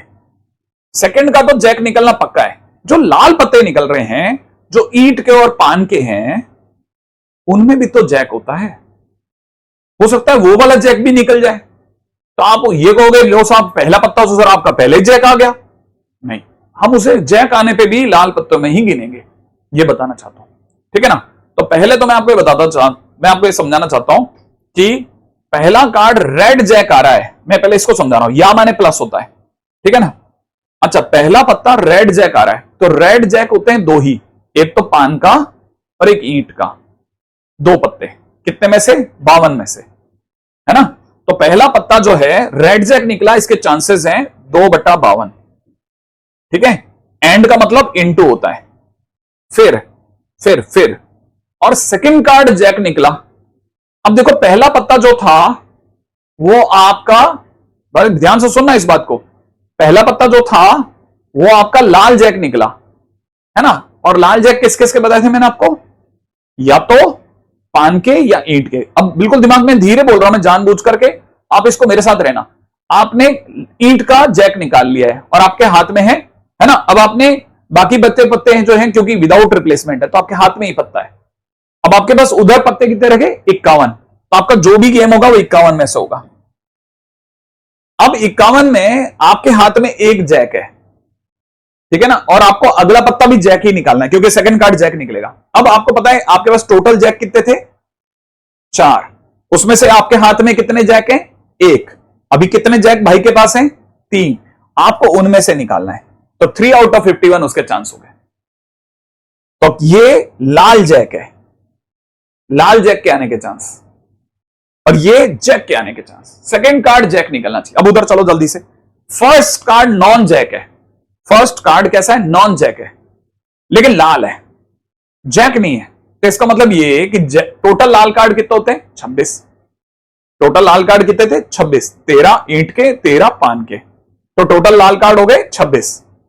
26 में से जैक नहीं आना चाहिए क्योंकि आपने खुद नहीं लिख दिया जैक नहीं आया भाई। अब ऐसा सोच रहे हो, इमेजिन कर रहे हो कि अब जैक नहीं आना चाहिए, तो पहला पत्ता जैक में से नहीं आया, इसका मतलब 24 पत्तों में से आया, 26 में से 2 आपके 2 में नहीं आया, मतलब जैक नहीं आया, नॉन जैक है, मतलब 24 पत्तों में से कोई एक निकला 52 में से। फिर सेकंड कार्ड तो जैक आएगा, आपके पास में नॉन जैक में मान लो आपके पास में दहली आ गई, किसी की भी लाल पान की दहली आ गई, आपने लाल पान की दहली अपने पास रख ली। अब भाई के पास 51 पत्ते हैं, तो आपका जो भी आंसर आएगा वो 51 में से आएगा, और आपके पास में जैक नहीं है, अभी उसके पास में चारों जैक उसी के पास है, तो वो उनमें से आए, मतलब जैक आएगा तो उन 4 पत्तों में से आएगा, तो उसके आने के चांसेस 4/51 हो गए। तो फाइनली इसको मल्टीप्लाई करके देख लेना, आपका जो भी आंसर होना होगा इसी में से आ जाएगा। ठीक है ना, तो ये भी क्वेश्चन खत्म हो गया। तो ये 29 हो गया। बहुत अच्छा क्वेश्चन था, this was a better question. ये भी ठीक क्वेश्चन था, ये थोड़ा सा मुझे लगा घुमावदार है, शायद इसको घुमाने के तरीके होंगे इसके। ठीक है, कोई बात नहीं, अगले पे चलेंगे। नेक्स्ट, द प्रोबेबिलिटी ऑफ, अच्छा देखो, ए और बी से प्रॉब्लम इंडिपेंडेंटली सॉल्व हो जाती है, प्रोबेबिलिटी सॉल्व हो जाती है, टारगेट हिट हो जाता है, एक ही बात है। अब क्वेश्चन नंबर 30 पे आ जाओ। ठीक है, ए से सॉल्व हो जाए, इसके चांसेस है 1/3 की। प्रोबेबिलिटी की बी से सॉल्व हो जाए, इसके चांसेस है 1/4। आप बोल रहे हैं कि अगर दोनों के दोनों अलग अलग कमरों में बैठ करके इसको सॉल्व करने की कोशिश कर रहे हैं, then what is the probability that problem is solved. The probability कि problem solved is equal to 1 minus A से सॉल्व नहीं हो और बी से भी सॉल्व ना हो, तो ये दोनों के केसेस हटा दो, तो फिर सॉल्व होने के केसेस ही बचेंगे, वही तो करना है। तो 1 माइनस इससे ना हो, इसके चांसेस 2/3, इसके 3/4, 60 है ना। Finally answer is 1/2। अगले क्वेश्चन में चलेंगे, क्वेश्चन नंबर 31 आ जाओ। 31 नंबर क्वेश्चन क्या कहता है, the probability that it will rain on a particular day is 50%, है ना। प्रायिकता है कि किसी खास दिन पर बरसात हो रही है, इसके चांसेस 50% है। ओके, 50% चांसेस हैं कि किसी खास दिन पे बारिश हो रही है। ओके, किसी खास दिन पे बरसात हो रही है। ओके, है ना। प्रोबेबिलिटी कि मतलब बरसात होगी, इसके चांसेस 50% है, इसका मतलब 1/2 है। ठीक है। Probability that it rains on first 4 days of weeks, अच्छा पहले 4 दिन बरसात होती है, इसकी क्या प्रायिकता है। वीक में पहले 4 दिन ही बरसात होती है, बाकी के 3 दिन नहीं होती। अब यहां समझो, रेन होने के चांसेस 1/2, तो रेन नहीं होने के चांसेस भी 1/2 है। अब आपके वीक में पहला दिन प्रोबेबिलिटी कि फर्स्ट 4 days, ठीक है, इसमें से वीक में रेन हो, ठीक है, इसके क्या चांस है, जरा ध्यान से देखना और बोलते बोलते काम खत्म हो जाएगा।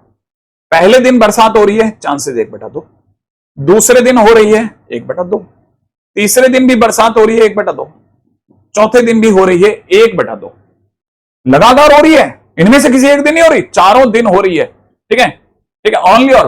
अब आगे बोल रहा है कि बाकी के दिनों में नहीं हो रही, तो इसका मतलब अगर बाकी के दिनों में नहीं हो रही तो नहीं होने के चांसेस 1/2, 1/2, 1/2, वो भी 1/2 है बाई चांस। तो ओवरऑल हमारा आंसर हो गया 1/2 की पावर 7, कितना होता होगा 1/128। ठीक है, ये काम खत्म। यही बात इन्होंने ऐसे लिखी है ना, अब आपको ऐसे लिख के आनी वहां पे ठीक है, हाँ। अब यहां समझो आप, 32 पे आ जाओ। क्वेश्चन नंबर 32 दिया जा रहा है कि जी और एफ 2 इवेंट हैं और ई के होने के चांसेस 0.8 हैं और एफ के होने के चांसेस 0.7 हैं और E union E intersection F के चांसेस 0.6 है।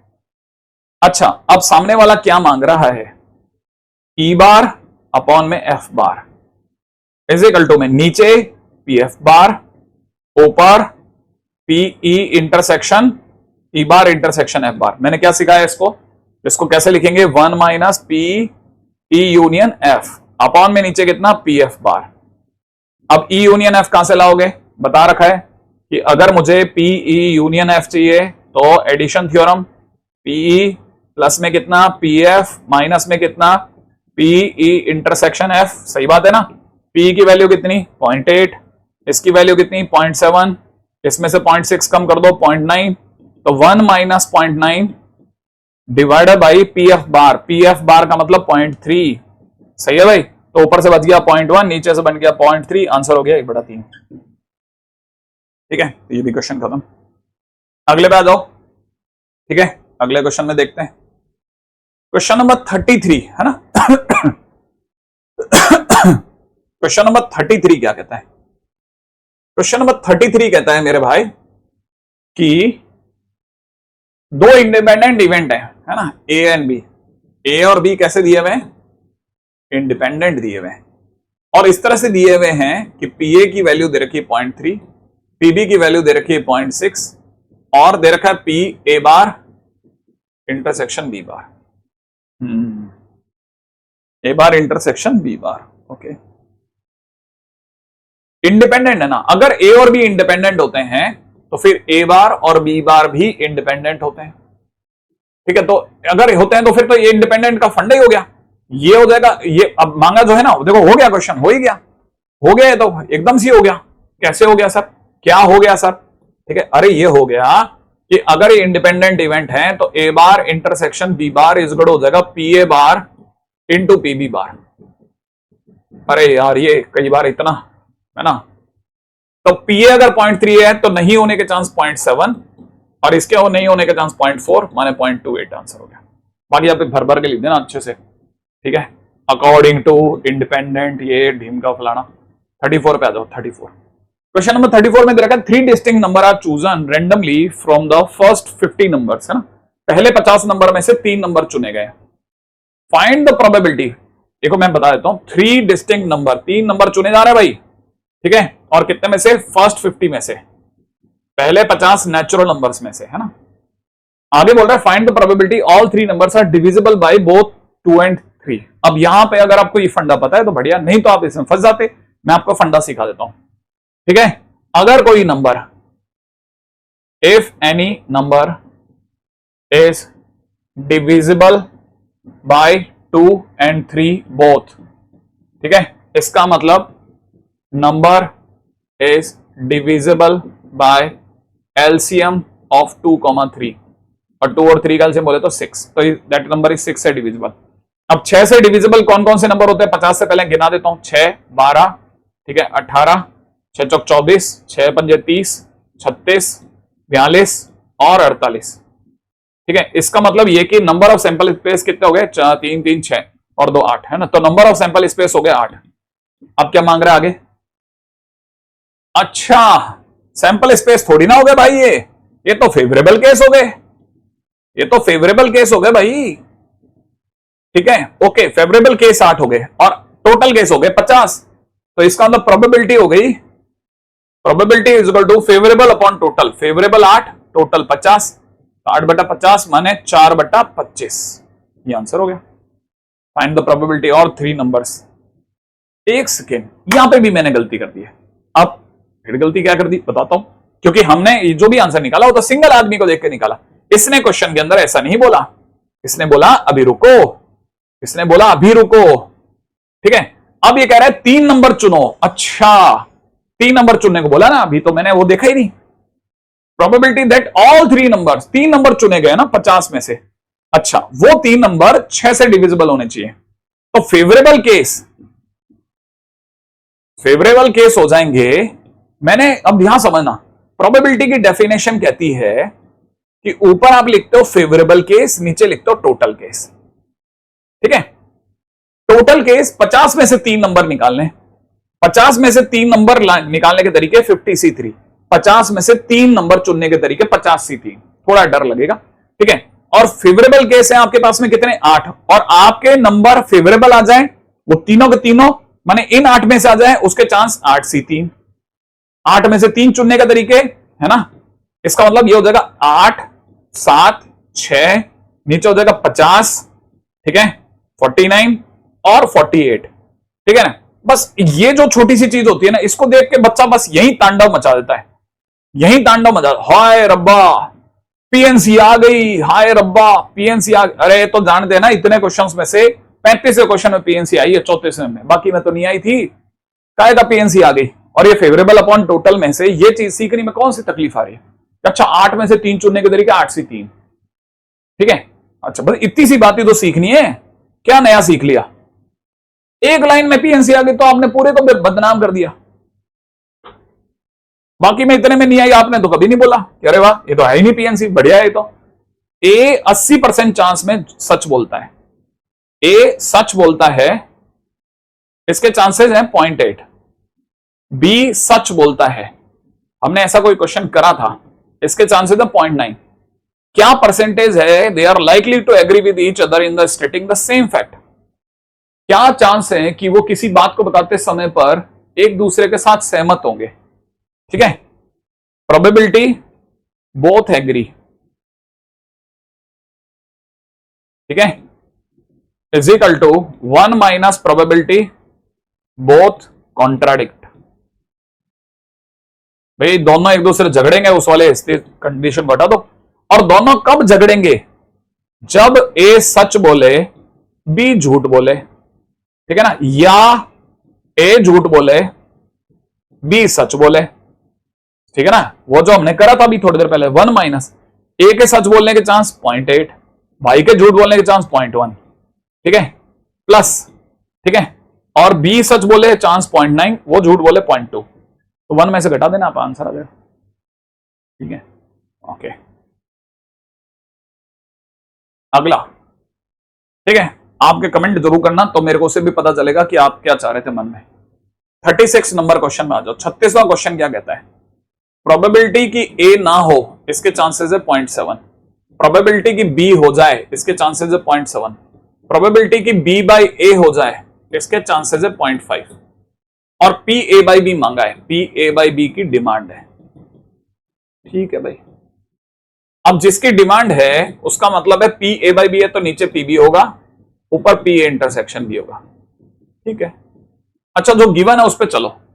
पी बी बाई ए का मतलब होता है ऊपर, नीचे तो आएगा पी ए और ऊपर आ जाएगा पी ए इंटरसेक्शन बी, और ये 0.5 है, तो P A intersection B is equal to 0.5 into P A, P A का मतलब हो जाएगा 0.3, तो मतलब हो जाएगा 0.15। अब इसका मतलब यहां से आ जाएगा 0.15 डिवाइड बाई पीबी, पीबी माने 0.7, ठीक है, तो यहां 70 कर देते हैं, पॉइंट हटा देते हैं, 15/70, 15/70 का मतलब हो जाएगा ऊपर से 3, 5 से गया तो 14, 3/14 आंसर हो जाएगा, ठीक है। लो भाई, क्वेश्चन खत्म। इतनी सी देर के क्वेश्चन है, कही हो तो देखो, आप सोचो। 37 पे आ जाओ। एक डाई को मार्क किया जाता है 1 2 3 लाल रंग से, ठीक है ना। रेड किस किस पर है? अरे मैं तो प्रोबेबिलिटी लिख रहा हूं ना, प्रोबेबिलिटी थोड़ी लिखनी है ना, हाँ, एक 1 2 3 पे तो रेड है, यूं समझ के चलना है अपने को, तो ऐसे दिमाग लगाना है, ठीक है ना। 1 2 3 पे क्या है? रेड है। 1 2 3 रेड कलर से मार्क करेंगे, 4 5 6 ब्लू से करेंगे, ठीक है। आगे कोई इंफॉर्मेशन है क्या? आगे दे रखा है ए एक ऐसी इवेंट है जिसमें नंबर का इवन आना है, ओके। अगर किसी ने बोला पी ए, इसका मतलब इवन नंबर आया, इवन नंबर, ठीक है। अच्छा, और पीबी, बी का मतलब है, पीबी का मतलब है कि रेड कलर के नंबर आए, okay. Find whether the events A and B are independent और नॉट, ठीक है। ए और बी इंडिपेंडेंट हैं या नहीं, चेक करना है। अब चेक कैसे करोगे सर आप? अगर होंगे, if they are, then P A intersection B is equal to P A into P B हो जाएगा। अच्छा, अगर हो जाएगा तो देख लेंगे भाई, ठीक है ना। अब एक एक करके तोड़ते हैं। पी ए क्या चीज हो सकती है भाई? पी ए का मतलब हो गया इवन नंबर आने के चांसेस, ठीक है ना। इवन नंबर आने के चांसेस, इवन नंबर आने का मतलब ये हो गया, इवन कौन कौन से नंबर होते हैं? इवन नंबर होते हैं 2 4 6, है ना। इवन नंबर 2 4 6 आना,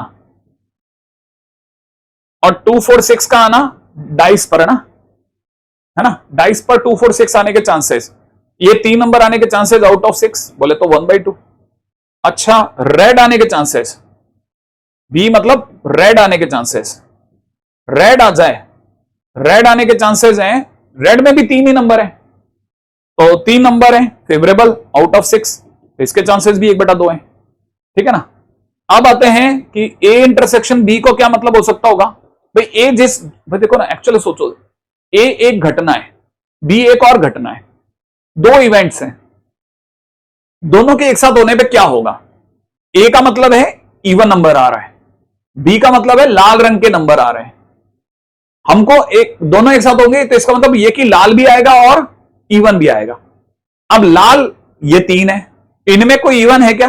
हाँ है, तो लाल और इवन, ठीक है, रेड भी आए एंड इवन भी आ जाए, और ऐसा अगर देखा जाए तो ओनली वन केस, 2, है ना, 2। इसको मैं यहां नहीं लिख करके यहां लिख देता हूं, ओनली वन केस, और वो कौन है, 2, है ना। तो एक ही नंबर है, तो उसके आने के चांसेस 1/6। तो मेरे हिसाब से अगर वो पूछेगा पी ए इंटरसेक्शन बी कितना है, तो मैं बोलूंगा 1/6, उसके आने के चांसेस 1/6 है। अब आप बताओ क्या 1/6 इज इक्वल टू में पी ए इंटू पीबी को फिट बैठ रहा है क्या? अगर मैं पी ए इंटू पीबी करता हूं तो मेरे को 1/2 इंटू 1/2 करूंगा, तो 1/2 इंटू 1/2 करने पर क्या 1/6 1/4 के बराबर होता है क्या? नहीं होता ना। तो इसका मतलब ये कि नॉट इंडिपेंडेंट। तो आंसर हो गया नॉट इंडिपेंडेंट। अब ये इंडिपेंडेंट तो नहीं कही जाएंगी साहब, ये भी बात हो गई, है ना। चलते हैं अगले पे, आगे बढ़ते हैं, आगे बढ़ जाते हैं आगे, है ना। क्वेश्चन नंबर 38 पे आ जाओ। 38 पे, 38 नंबर क्वेश्चन में कह रहा है कि पी ए यूनियन बी की तो डिमांड है, ये तो डिमांड है। और देखो क्या दे रखा है twice of P A is equal to में पीबी इज इक्वल टू 5/13। तो ये तो हो गया पीबी।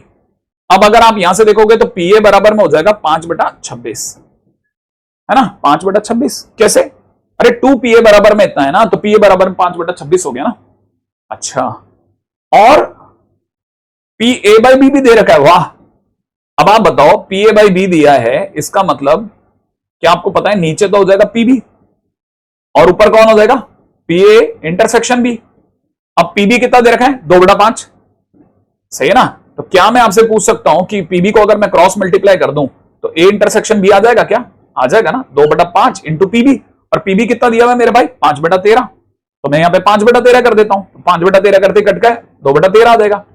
अब देखो क्वेश्चन ने जो डिमांड करी है, क्वेश्चन की जो डिमांड है, क्या आपको नहीं लगता ये तो सर अपना वो एडिशन फार्मूला हो गया, P A plus PB minus में पी ए इंटरसेक्शन बी हो गया, हाँ या ना।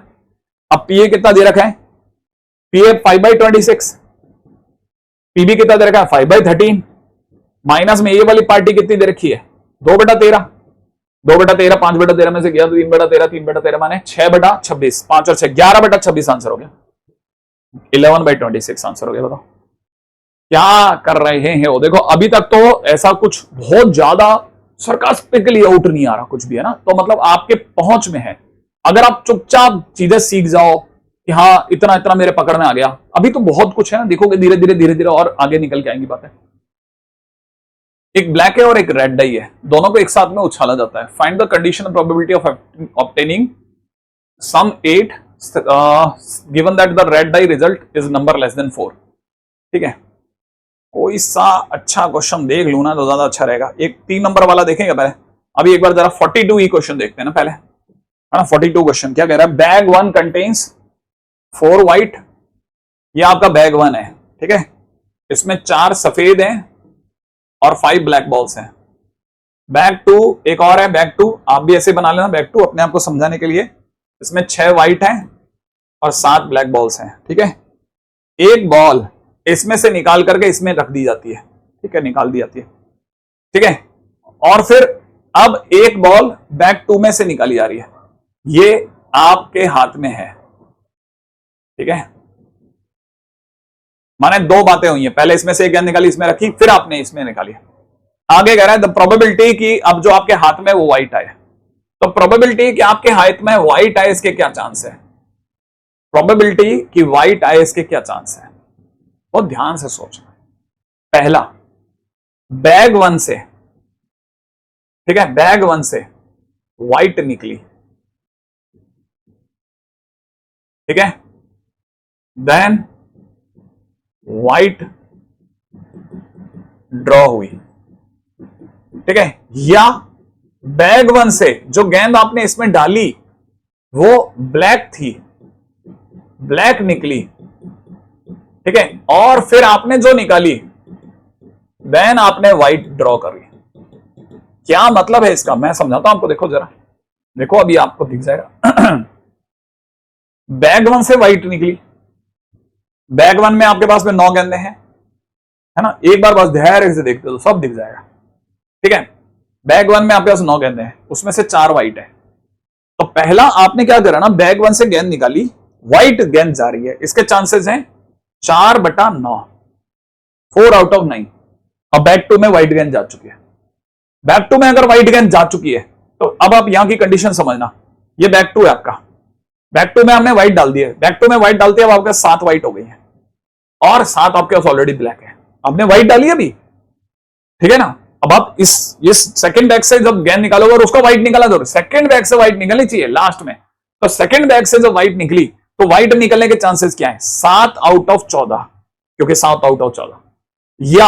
या ऐसा हो सकता था कि बैग वन से कैसे निकली, ब्लैक निकली, बैग वन से आपने गेंद निकाली है, बैग वन से वो ब्लैक निकल रही है, और ब्लैक बॉल कितनी है, 5 है, तो 5 आउट ऑफ 9 में से एक गेंद निकली, माने ब्लैक बॉल निकली। अब आपका बैक टू में जा चुके हैं, बैक टू के अंदर, अब बैक टू है आपके पास में, बैक टू के अंदर आपके पास में ऑलरेडी है ना एक ब्लैक जा चुकी है, तो आपके पास ब्लैक टू में ऑलरेडी 6 व्हाइट है और 7 ब्लैक थी, तो 6 व्हाइट हो गई और 8 ब्लैक हो गई, क्योंकि ब्लैक आई है, ब्लैक है ना।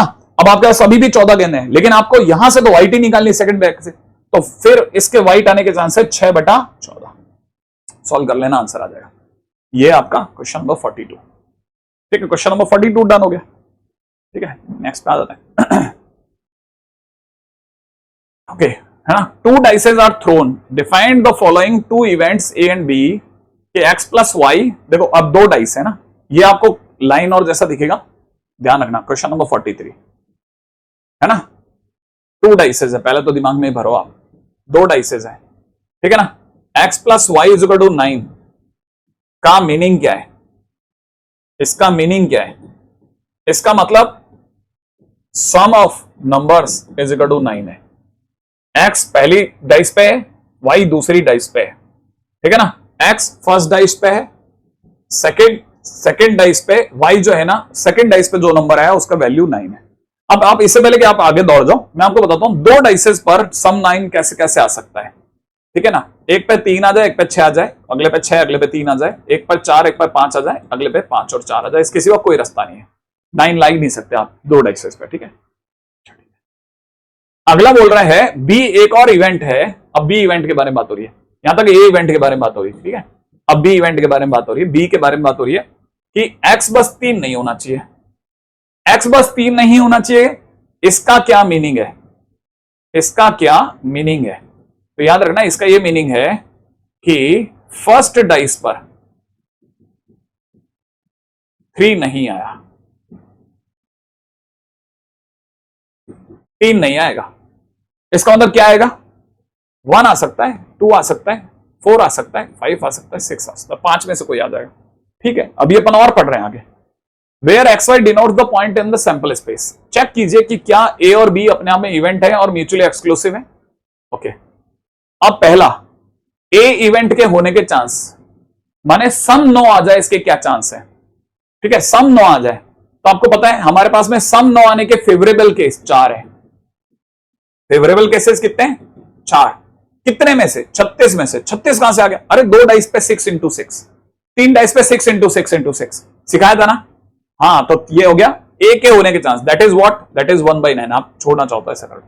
अब आते हैं बी के होने के चांसेस क्या, बी का क्या मतलब है, बी का मीनिंग है 3 नहीं आए, है ना, 3 नहीं आए, फर्स्ट डाइस पे 3 नहीं आए, पहली डाइस पे 3 नहीं आना चाहिए। अच्छा, पहली डाइस पे टोटल, इसका मतलब फेवरेबल केस, फेवरेबल केस कितने हो गए, 5, फेवरेबल केसेस कितने हैं, 5, तो ये हो गए 5 आउट ऑफ, एक ही डाइस पे बात हो रही है, फर्स्ट डाइस पे, एक डाइस पर 6 ही नंबर होते हैं, तो favourable case out of total 5 out of 6, x के 3 नहीं आने के चांस 5/6, एक्स के 3 आने के चांस 1/6, ठीक है। अब ये कह रहा है, अब इसने बोला कि ये इंडिपेंडेंट है या नहीं है, तो मेरे को ए इंटरसेक्शन बी सोचना पड़ेगा। ए इंटरसेक्शन बी का मतलब, अब मेरे को पहले ये सोचना पड़ेगा ए इंटरसेक्शन बी का क्या मतलब है। ए उस घटना का नाम है जब सम 5 आ रहा है, सम 9 आ रहा है, इसका मतलब ये कि प्रोबेबिलिटी सम 9 भी आए और फर्स्ट डाइस पर, बी का मतलब फर्स्ट डाइस पर 3 आए, दोनों बातें एक साथ हो, दोनों बातें एक साथ हो, है ना। इसको बड़ा ध्यान से समझना, सम 9 आए, ये 4 केस दिखने लगे आंखों में, इसमें फर्स्ट डाइस पे 3, फर्स्ट डाइस पे 3 एक ही केस है, बाकी किसी के अंदर भी फर्स्ट डाइस पे 3 नहीं है, फर्स्ट डाइस पे 6 है, फर्स्ट डाइस पे 4 है, फर्स्ट डाइस पे 5, फर्स्ट डाइस पे 3 एक केस है, एक केस, तो मतलब इसके फेवरेबल केस कितने हुए, फेवरेबल अपॉन टोटल, इसके फेवरेबल केस हो गया 1 आउट ऑफ टोटल, टोटल कितने 4, तो 1/4, तो P A intersection B is equal to 1/4। तो इसका मतलब यहां से अगर किसी ने बोला कि क्या ये इंडिपेंडेंट है, और इंडिपेंडेंट होने का मतलब होता है कि P A intersection B physical to में पी ए इंटू पीबी को सेटिस्फाई कर गया। अगर करता है तो देखिए दिख जाएगा ना। क्या आपके हिसाब से 1/4 फिजिकल टू में दोनों का प्रोडक्ट 1/9 इंटू 5/6 हो रहा है क्या? No no no no no no, तो नॉट इंडिपेंडेंट। ये इंडिपेंडेंट नहीं है भाई, खत्म हो गई बात। ठीक है ना भाई, एक और काम खत्म, आ जाओ, है ना, अगले पे चलते हैं। नेक्स्ट नेक्स्ट नेक्स्ट, तो यहां से आते हैं 44th number question. 44th number question पे आ जाओ। 44th नंबर क्वेश्चन क्या कहते हैं? 44th नंबर क्वेश्चन कहता है एक पर्सन हेड है दो इंडिपेंडेंट सिलेक्शन कमिटीज में, okay, first and second, head of two independent selection committee first and second, okay. आगे बोल रहा है कि if the probability of making wrong selection, probability first committee का wrong selection is equal to 0.03, है ना। इसका मतलब, अरे मैं क्यों सोच रहा हूं, मतलब क्यों सोच रहा हूं, प्रोबेबिलिटी की सेकंड कमेटी में कोई रॉन्ग सिलेक्शन हो जाए, आगे बोल रहा है वो, अगले सेकंड कमेटी में कोई रॉन्ग सिलेक्शन हो जाए, इसके चांसेस 0.01, ठीक है। Then find the probability that the person makes the correct decision of selection in both committees. Okay, पहली कमेटी और दूसरी कमेटी दोनों के अंदर ही सही सिलेक्शन हो जाए।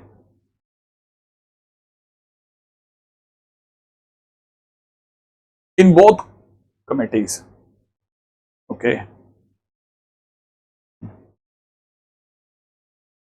तो प्रोबेबिलिटी कि करेक्ट डिसीजन आ जाए, करेक्ट सिलेक्शन हो जाए, ठीक है, करेक्ट सिलेक्शन हो जाए, इसके क्या चांसेस हैं? तो करेक्ट सिलेक्शन के chances 1 minus probability first wrong selection and second wrong selection, दोनों ही में रॉन्ग सिलेक्शन हो जाए। क्या इसने इंडिपेंडेंट बोला है? बिल्कुल इंडिपेंडेंट बोला है, तो मैं खेल सकता हूं ये डाउन। 1 माइनस पहले में रॉन्ग सिलेक्शन हो जाए, इसके चांसेस है 0.03, दूसरे में रॉन्ग सिलेक्शन हो जाए, इसके चांसेस है 0.01, ठीक है। ये हो जाएगा 1 माइनस 0.003, एक जीरो और चाहिएगा मेरे को, ठीक है। तो कितना बड़ा नंबर आ गया यार, ये 99997 ये कैसा नंबर आ सकता है यार, 99997, हाँ भाई ये 99997, नहीं कितना गंदा सा नंबर आया भाई। क्या कर सकते हैं इस क्वेश्चन के अंदर? ऐसे सोचा जा सकता है या कोई और तरीका भी हो सकता था क्या?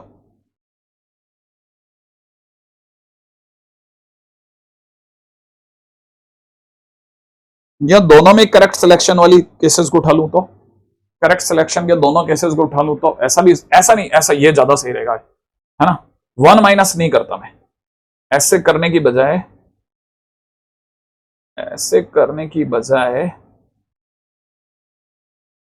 ऐसे पता नहीं, मतलब ऐसे मन में एकदम से ख्याल आया, ठीक है, प्रोबेबिलिटी की ऐसे करने की बजाय वैसे कर लेता तो, ठीक है।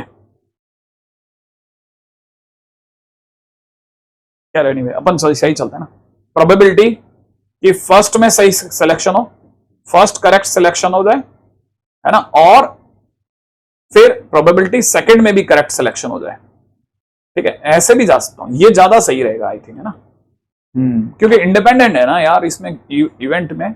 अच्छा क्या, कोई नहीं, अभी पहले में सही सिलेक्शन हो जाए, पहले में सही सिलेक्शन होने के चांसेस हो गया 0.97, 0.97 है ना, 0.97 इसका, और दूसरे वाले का हो जाएगा 0.99, ठीक है।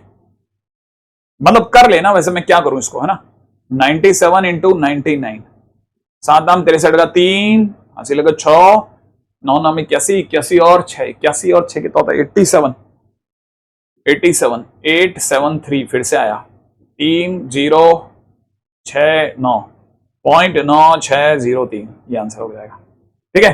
अगले बार जाओ, प्रोबेबिलिटी, अब सेकंड क्वेश्चन प्रोबेबिलिटी की एक में सही सिलेक्शन हो, ठीक है ना, correct selection in one committee, एक कमेटी में ही सिलेक्शन सही हो जाए।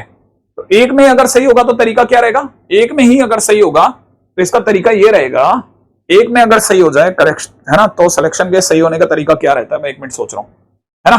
तो ये होगा, देखो पहले में सही हो, फर्स्ट में करेक्ट हो और सेकंड में रॉन्ग हो जाए, ठीक है ना, सेकंड में रॉन्ग हो जाए, ठीक है, रॉन्ग हो जाए, और या फर्स्ट के अंदर रॉन्ग हो जाए, ठीक है, फर्स्ट में रॉन्ग हो जाए और सेकंड में करेक्ट हो जाए, ठीक है।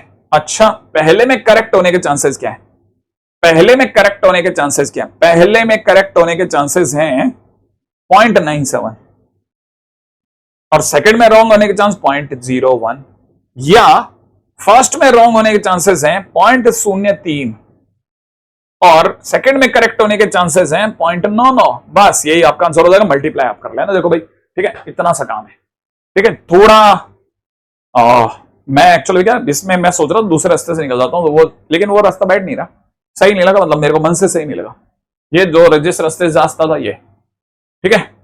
अब देखो सर ये ऐसे क्वेश्चन कैसे करने, अरे बहुत आसान है, देखो एक सिटी है, उसमें एक सर्वे को कंडक्ट किया जा रहा है और लोगों के बीच में, और उनसे पूछा जा रहा है कि कौन सा तरीका कम्यूटिंग का, माने इधर उधर आने जाने का कौन सा तरीका ज्यादा अच्छा है। It was found that 50% people use public transport. तो क्वेश्चन में दे रखा है कि पब्लिक ट्रांसपोर्ट का यूज करते हैं कितने लोग, 50%। 50% का मतलब 1/2 है ना। 35% यूज करते हैं बाइसिकल का, तो साइकिल का यूज करते हैं मेरे भाई 0.35 लोग। अच्छा, और दोनों के दोनों जो साइकिल भी यूज करते हैं और पब्लिक ट्रांसपोर्ट भी यूज करते हैं ऐसे लोग हैं 0.2 माने 20%, है ना।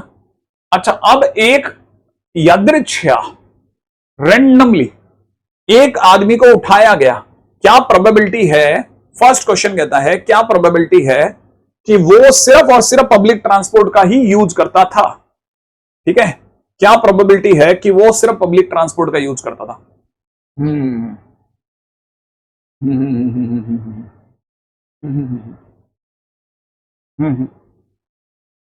पब्लिक ट्रांसपोर्ट भी हो गया, बाइसिकल भी हो गया और ये भी हो गया 0.2। क्या प्रोबेबिलिटी है कि वो सिर्फ और सिर्फ पब्लिक ट्रांसपोर्ट का ही यूज करता था। क्वेश्चन बन रहा है कि क्या प्रोबेबिलिटी है कि वो सिर्फ पब्लिक ट्रांसपोर्ट का ही यूज करता था भाई, ठीक है।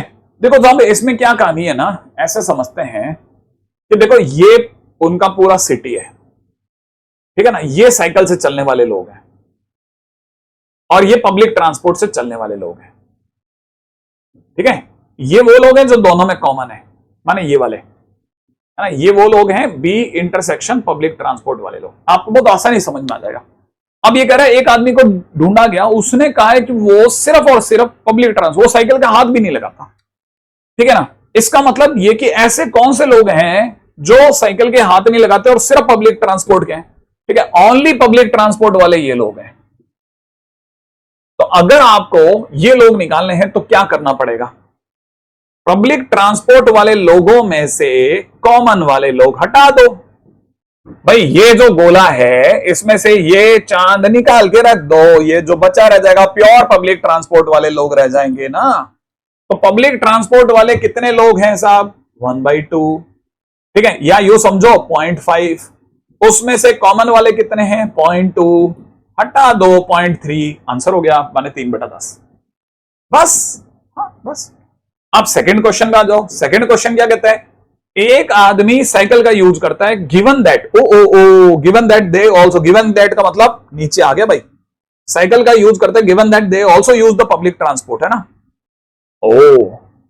पब्लिक ट्रांसपोर्ट का यूज करता है और बाइसिकल का यूज करेगा, इसके क्या चांसेस हैं, ठीक है। तो भाई पब्लिक ट्रांसपोर्ट का यूज करता है और ऊपर आ जाएगा दोनों के कॉमन वाले लोग, आ जाओ पब्लिक ट्रांसपोर्ट वाले, प्योर पब्लिक ट्रांसपोर्ट वाले, है ना, पब्लिक ट्रांसपोर्ट वाले की प्रोबेबिलिटी है 0.5 ओके, दोनों में कॉमन वाले की प्रोबेबिलिटी है 0.2, तो आंसर हो जाएगा 2/5। लो ओके, अगले बात थर्ड क्वेश्चन क्या कहता है, तीसरा क्वेश्चन क्या कहता है, तीसरा क्वेश्चन कहता है the person neither use public transport, बंदा ना तो पब्लिक ट्रांसपोर्ट का यूज करेगा और ठीक है nor a bicycle. Okay, 1 minus इसका मतलब बंदा पब्लिक ट्रांसपोर्ट यूनियन बाइसिकल करेगा। यूनियन कहां से ले आओगे गुरुदेव? ओके, है ना, कहां से लाएंगे कहीं से, तो भाई देखा जाए तो bicycle union public transport is equal to bicycle public transport minus दोनों में कॉमन वाले लोग। आओ यहां पे कितना आएगा 0.35, यहां कितना आएगा 0.5, यहां कितना आएगा 0.2, ठीक है 0.5 में से क्या 0.3, 0.65। ओके, 1 माइनस 0.65 बोले तो 0.35 लोग, माने 35/100, 35/100 बोले तो 5 से गया 7/20, 7/20 चांसेस हैं कि बच्चा जो है, बंदा जो है, ठीक है 35/100 या 7/20 कुछ भी कह लो, मतलब इतने चांसेस हैं कि आंसर आ जाएगा। अरे मतलब सही है, अपना चिंता नहीं करो, है ना, आंसर तो सही है, मतलब ये आ जाएगा, ऐसे क्या मतलब, ठीक है 45 नंबर क्वेश्चन। तो देखो आपको है ना, ये इतना बेसिक क्वेश्चन आए, अब धीरे धीरे अब पहले जो हम सीखे हैं वहां से अपन आगे आ चुके हैं, ठीक है ना, क्वेश्चन ही नहीं दिया पूरा।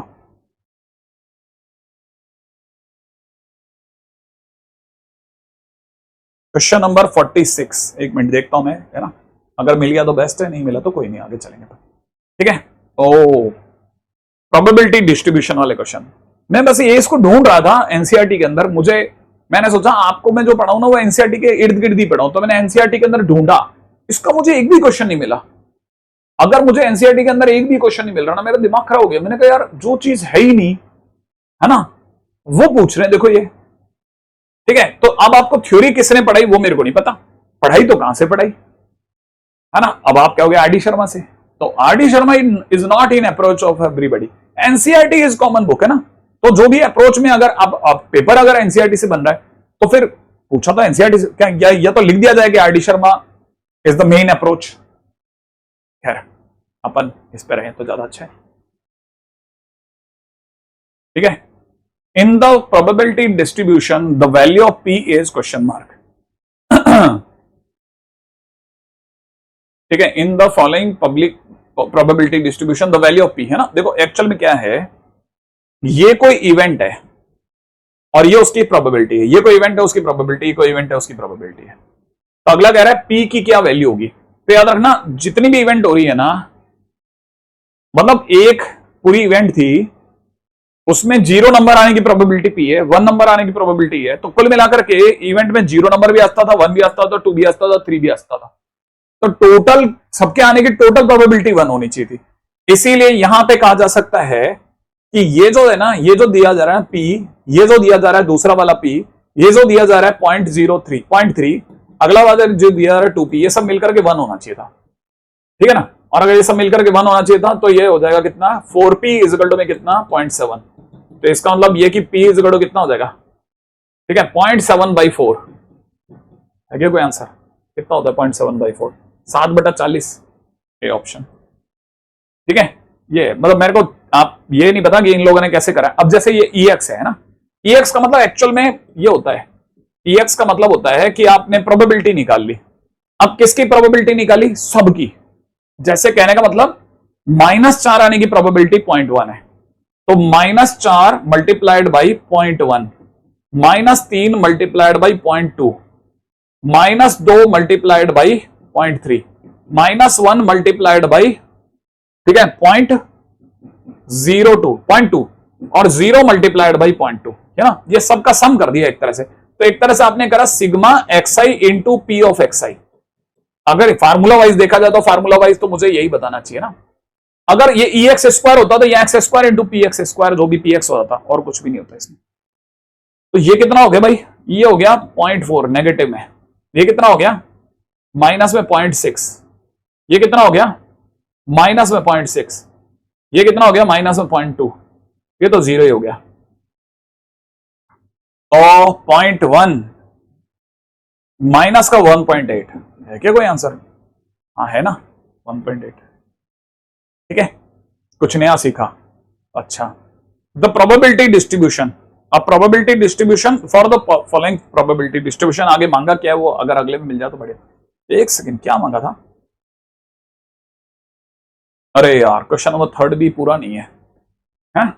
इसमें क्या मांगा वो नहीं पता मेरे को, कोई नहीं, 3 छोड़ देते हैं फिर। अब क्वेश्चन नंबर 4, क्वेश्चन नंबर 4 में एक अपने टेबल दी गई है, कहता है पी की वैल्यू बताओ। पहले तो पी की वैल्यू बताओ। हमको पता है सबका सम 1 होता है, तो ये p plus P by 3 plus में p बाई 6 प्लस के अंदर p बाई 12 और ये सब मिलकर के 1 होना चाहिए। तो अगर देखा जाए ऑन एन एवरेज इसका एलसीएम हो जाएगा 12, ये हो जाएगा 12p, ये हो जाएगा 4p, ये हो जाएगा 2p, ये हो जाएगा p और दैट इज इक्वल टू 1। ठीक है ना, तो कितना 12 4 16, 16 और 3 19, तो p इज इक्वल टू हो जाएगा 12/19। ठीक है, पता नहीं आंसर क्या है, p इज इक्वल टू 12/19 ही होना चाहिए आई थिंक, है ना। तो फर्स्ट क्वेश्चन तो यहां पे खत्म हो गया। अब सेकंड क्वेश्चन दे रखा है कैलकुलेट, कैलकुलेट, कैलकुलेट क्या दे रखा है? P X is greater than equal to 1, है ना। अब x क्या चीज है? x यहां दिया हुआ देखो, है ना, ये x है। हमको एक या एक से ज्यादा के बारे में बताना है, एक या एक से ज्यादा के बारे में बताना है ना, प्रोबेबिलिटी बतानी है, पूरी पूरी पी एक्स बतानी है। ठीक है ना। तो इसका मतलब ये कि हमको x इज इक्वल टू 1 के बारे में बताना है, फिर x इज इक्वल टू 2 के होने के बताना है और x इज इक्वल टू 3 के होने के बारे में बताना है। समझना, एक होने के चांस 1 इंटू पी बटा 3, 1 इंटू पी बाई 3, ठीक है, और 2 के होने के चांस है 2 इंटू पी बाई 6 और 3 के होने के चांस है 3 इंटू पी बाई 12। ठीक है ना, तो फिर से एलसीएम आ जाएगा 12 और ये हो जाएगा 4p, ये हो जाएगा 4p, ये हो जाएगा 3p, तो 7 और 4 11p बटा 12। ठीक है, तो 11 बटा 12 इंटू में p की वैल्यू 12 बटा 19। ठीक है, तो आंसर हो जाएगा 11/90। ठीक है, तो P X is greater than equal to 1। अगर आप इसको देखेंगे तो आपका इसका आंसर आ जाएगा कितना, इतना। ये है साहब आपका क्वेश्चन, है ना। तो इसको बड़ा मतलब आपका इस तरह के क्वेश्चन आपके लिए थोड़ा हो सकता है नए हो, लेकिन आपको यही देखना चाहिए सबसे पहले कि ये कुछ काम के क्वेश्चन हो रहे हैं भाई, है ना। X is greater than equal to 1। ठीक है, इसने पी ही मांगा है क्या सिर्फ, क्योंकि एक्सपेक्टेशंस के टाइम पे EX मांगा जा रहा है। जो थर्ड क्वेश्चन है ना उसमें उसने एक्सपेक्टेशंस के टाइम पे EX मांगा है। ठीक है, तो EX अगर मांगा है तो उस पर सोचना अलग तरीके से पड़ेगा, राइट है।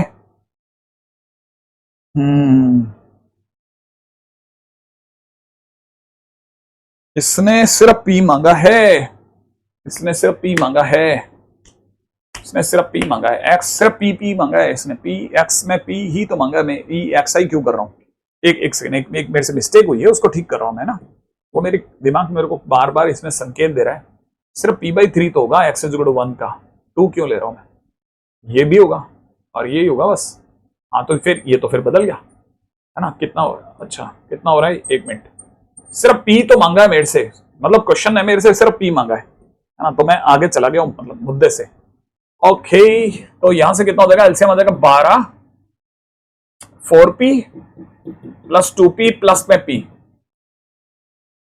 है ना। तो ये कितना हो जाएगा 7p, 7/12 इंटू p की जगह 12 बटा 19, 7 बटा 19 आंसर होगा।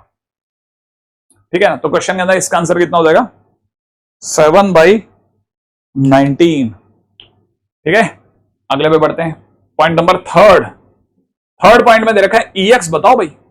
EX का मतलब होगा, EX का मतलब हो जाएगा सिग्मा XI इंटू PXI, है ना। इसका मतलब x1 इंटू PX1 और ये x2 इंटू PX2, इसी ने मेरे को बचाया एक्चुअल में। ठीक है ना, x3 इंटू में PX3। कैसे, मैं बताता हूं। मैंने एक्चुअल में क्या अगला क्वेश्चन देखा, मेरे को देखते चमका, मैंने कहा अरे मैं शायद आगे चला गया। तो देखो मैं कैसे आगे चला गया तो बताता हूं, देखो, है ना। एक बार के लिए ये फर्स्ट वाला छोड़ रहा हूं, सेकंड वाला बता रहा हूं। x2 की बात करेंगे ना, x2 1 है ठीक है, x2 1 है, तो ये 1 इंटू में इसकी प्रोबेबिलिटी इज p/3। ठीक है, और अगले वाले में 2 इंटू p/6, अगले वाले के अंदर it is 3 into P by 12, उसके आगे वाले में 0 इंटू में पी, तो वो तो बेकार हो गया। तो एक्चुअली ये जो आंसर था ना वो मेरे को ऊपर दिखने लग गया था, तो मेरे को वहीं से समझ में आ गया था कि मैंने कुछ गड़बड़ कर दिया, गड़बड़, ठीक है ना। तो खैर फिलहाल अपने को ध्यान ही होगा, इसका आंसर आ गया था 11/19, तो आप कर लोगे, बताइए इसमें, ठीक है।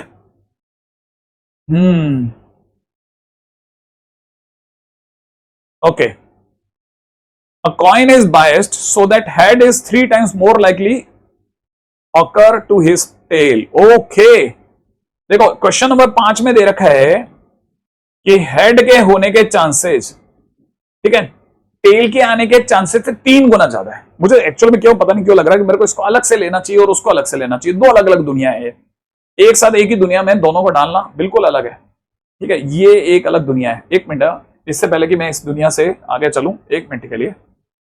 6 एप्पल्स, नंबर ऑफ ऑरेंजेस ही ड्रॉ, एक्सपेक्टेशन है तो रैंडम वेरिएबल का क्वेश्चन है, ठीक है। The dice is such that appears 2 times then the thrown dice is known that annual expectation, expectation का तो क्वेश्चन नहीं है, रैंडम वेरिएबल है अभी भी, ठीक है। मैं इसमें जिस चीज पे जाना चाह रहा हूं वो अलग दुनिया है, ठीक है। There are 3 coins, 1 is 2 headed, हाँ ये आया कुछ काम का है ना। इस पे जाने से, इसको बंद करने से, मतलब इससे मैं सोच रहा हूं इसके 2 पार्ट करने से पहले मैं एक पार्ट वाली चीज के साथ पहले पूरी तरह न्याय कर दूं, क्योंकि ना 2 अलग अलग दुनियाओं में अचानक से जाना पड़ रहा है, थोड़ा रुक करके। There are 3 coins, 1 is 2 headed coins, another is a biased coins that comes up with a 75% of the coin of the time, and third is unbiased coin. One of the 3 coin is, ठीक है। अब ये जितने भी question आ रहे हैं ना, ये सारे के सारे बेस थ्योरम बेस्ड है, बेस थ्योरम बेस्ड है, ठीक है। अब बेस थ्योरम में क्या होता है ना, नीचे आप निकालते हो टोटल प्रोबेबिलिटी,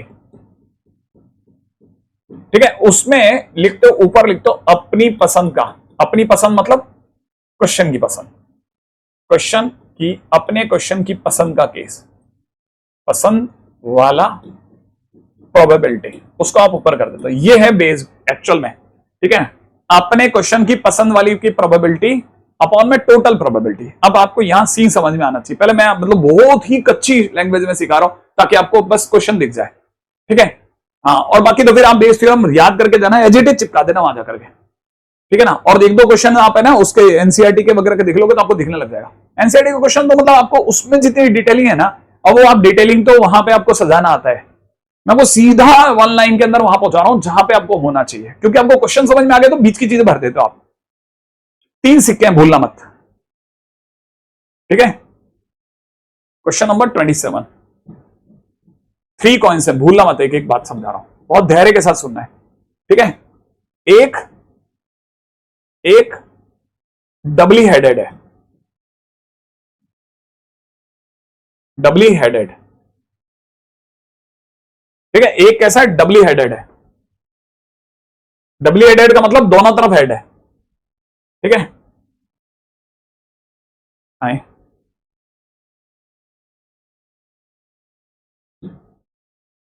ओके, यहां आ गया क्या, ओके। हाँ, एक डबली, अरे क्या हो रहा है, हेडेड है, ठीक है, एक डबली हेडेड है, ओके, है ना। डबली हेडेड है मतलब दोनों तरफ में हेड है। अच्छा, दूसरे सिक्के के बारे में बता रहा है, दूसरा जो है उसमें हेड 75%, मैं पूरा पढ़ता हूं देखो, another is a biased coin that comes up head 75% of the time, okay okay okay, इस बस इतना ही बोला है ना। Another is a biased coin that comes up head 75% of the time, 75% chance जो है ना, दूसरा वाला बाइस्ड कॉइन है, बाइस्ड कॉइन। अच्छा, अनबाइस्ड कॉइन होता है तो उसमें हेड आने के चांस भी 1/2 और टेल आने के चांसेस भी 1/2।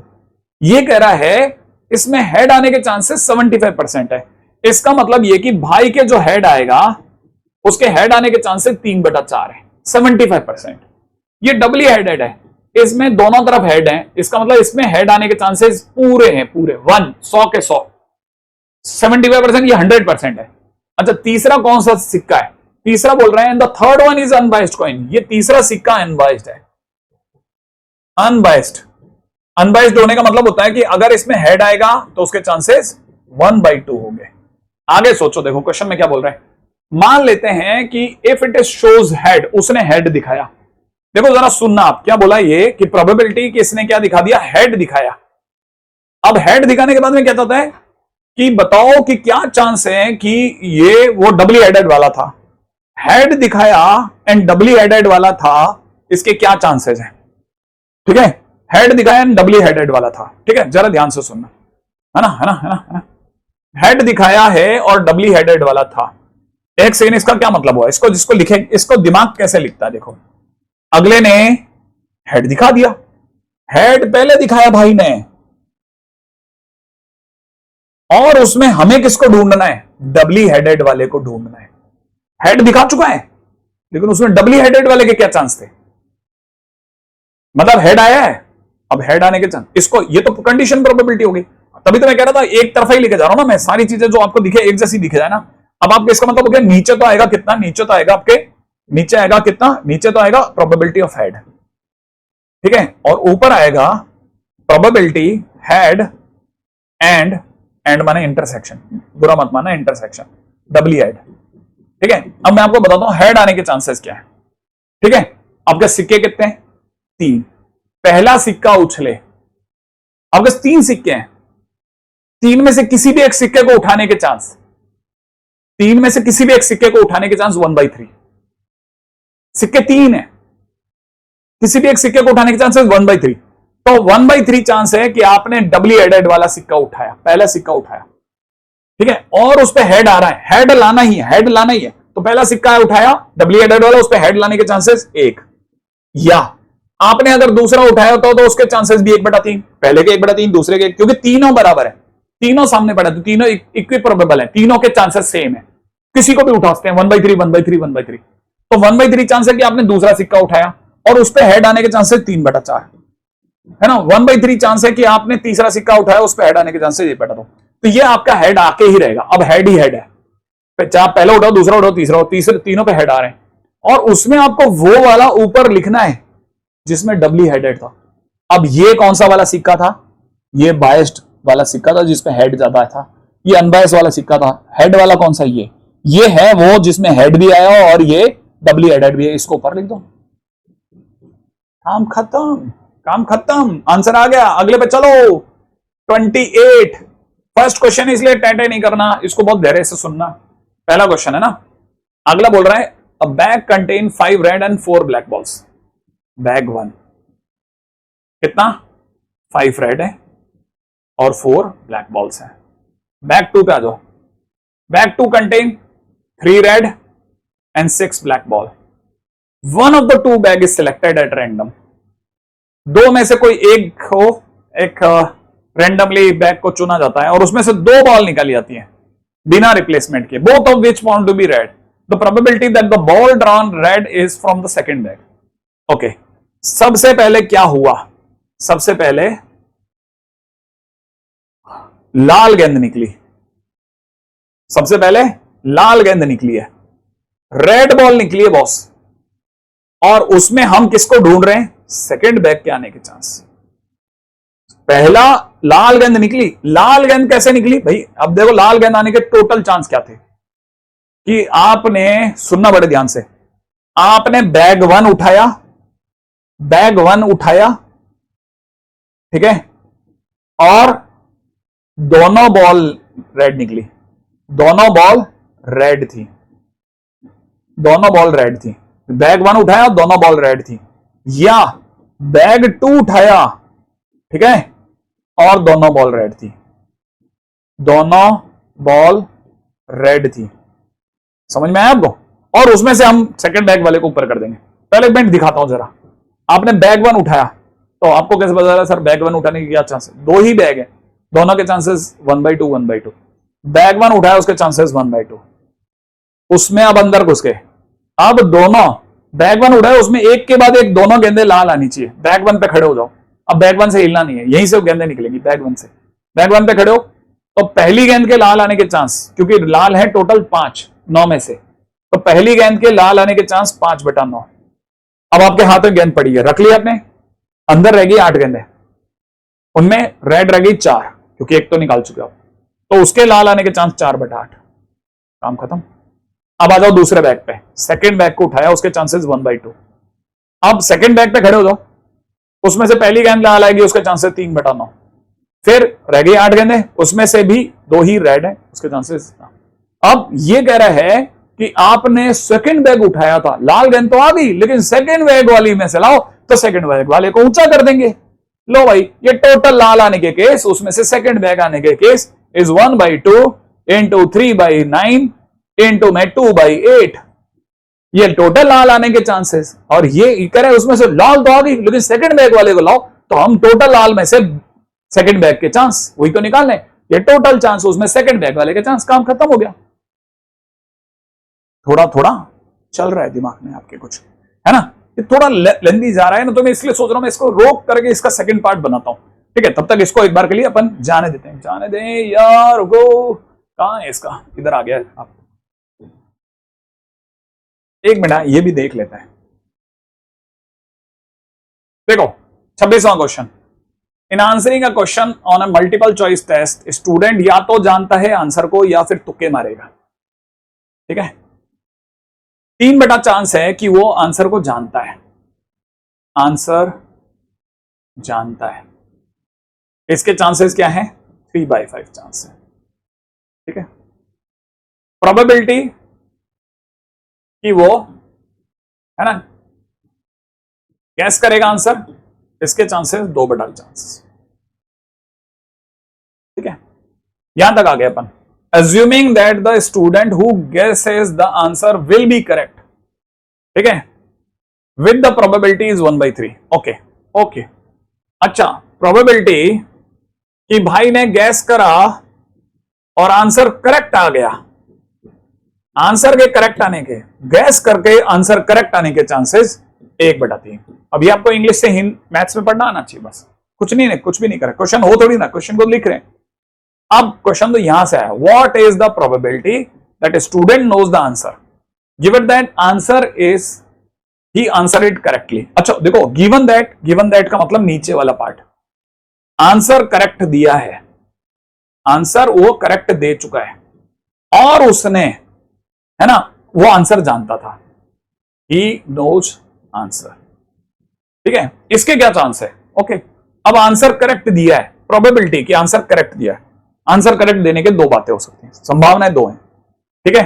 पहला, है ना, आंसर जानता था, आंसर जानता था और करेक्ट आंसर दिया, आंसर जानता था, ठीक है, आंसर जानता था और करेक्ट आंसर दिया, करेक्ट आंसर दिया, या, ठीक है, गैस किया, तुक्का मारा एंड करेक्ट आंसर दिया। दोनों ही केसेस में उसने दिया आंसर करेक्ट, ठीक है ना? तो पहली चीज, करेक्ट आंसर देने के लिए आंसर जानता था, 3/5 चांस है, और करेक्ट आंसर, जब वो आंसर जानता ही था तो फिर तो सही आंसर देने के चांसेस 1, फिर तो उसे पता ही यही आंसर है, तो पूरी प्रोबेबिलिटी है सही आंसर देने की। तो ये इकलौती चीज है जो चमका सकती है आपके लिए, या माने प्लस, गैस किया, चांसेस 2/5, और सरकार खुद ही बोली कि गैस करके सही आंसर देगा, इसके चांसेस 1/3। अब उसने कहा है ये टोटल करेक्ट होने की प्रोबेबिलिटी, टोटल करेक्ट होने की प्रोबेबिलिटी में गिवन दैट माने नीचे, अब नीचे आया तो गिवन दैट की प्रोबेबिलिटी में आपको बताना है क्या प्रोबेबिलिटी थी कि वो आंसर जानता था। तो ये टोटल सही वाली कंडीशन, इसमें से कौन सा वाला साइड है जिसमें वो आंसर जानता था? ये वाला ना, ही नोज द आंसर, वो उसको ऊंचा कर दो, तो 3/5 इंटू 1, माने टोटल करेक्ट में से सही, मतलब आंसर जानता वाले के कितने केस हैं? ये वाले केस हैं, तो फेवरेबल अपॉन टोटल, वही चल रहा है अभी भी, खेल वही है, खेल मेरे भाई वही है। अच्छा इधर है, ठीक है, यही है क्या? टोटल यही है, एक ही बच गया। अच्छा अब देखो, इसके बाद वाले छोटू सा पार्ट है ना, इसके लिए मैं सोच रहा हूं एक अलग से दुनिया लेकर के आऊंगा, ये बहुत काम की दुनिया है, ठीक है, क्योंकि सीबीएसई 2025 में आया था, लेकिन तब तक इस वाले को मैं अपलोड कर देता हूं, ठीक है? और आप इसको एक बार दोबारा रिवाइज करना, एनसीईआरटी को दोबारा रिवाइज करना, और 1.5 घंटा इस पे साथ बिताना,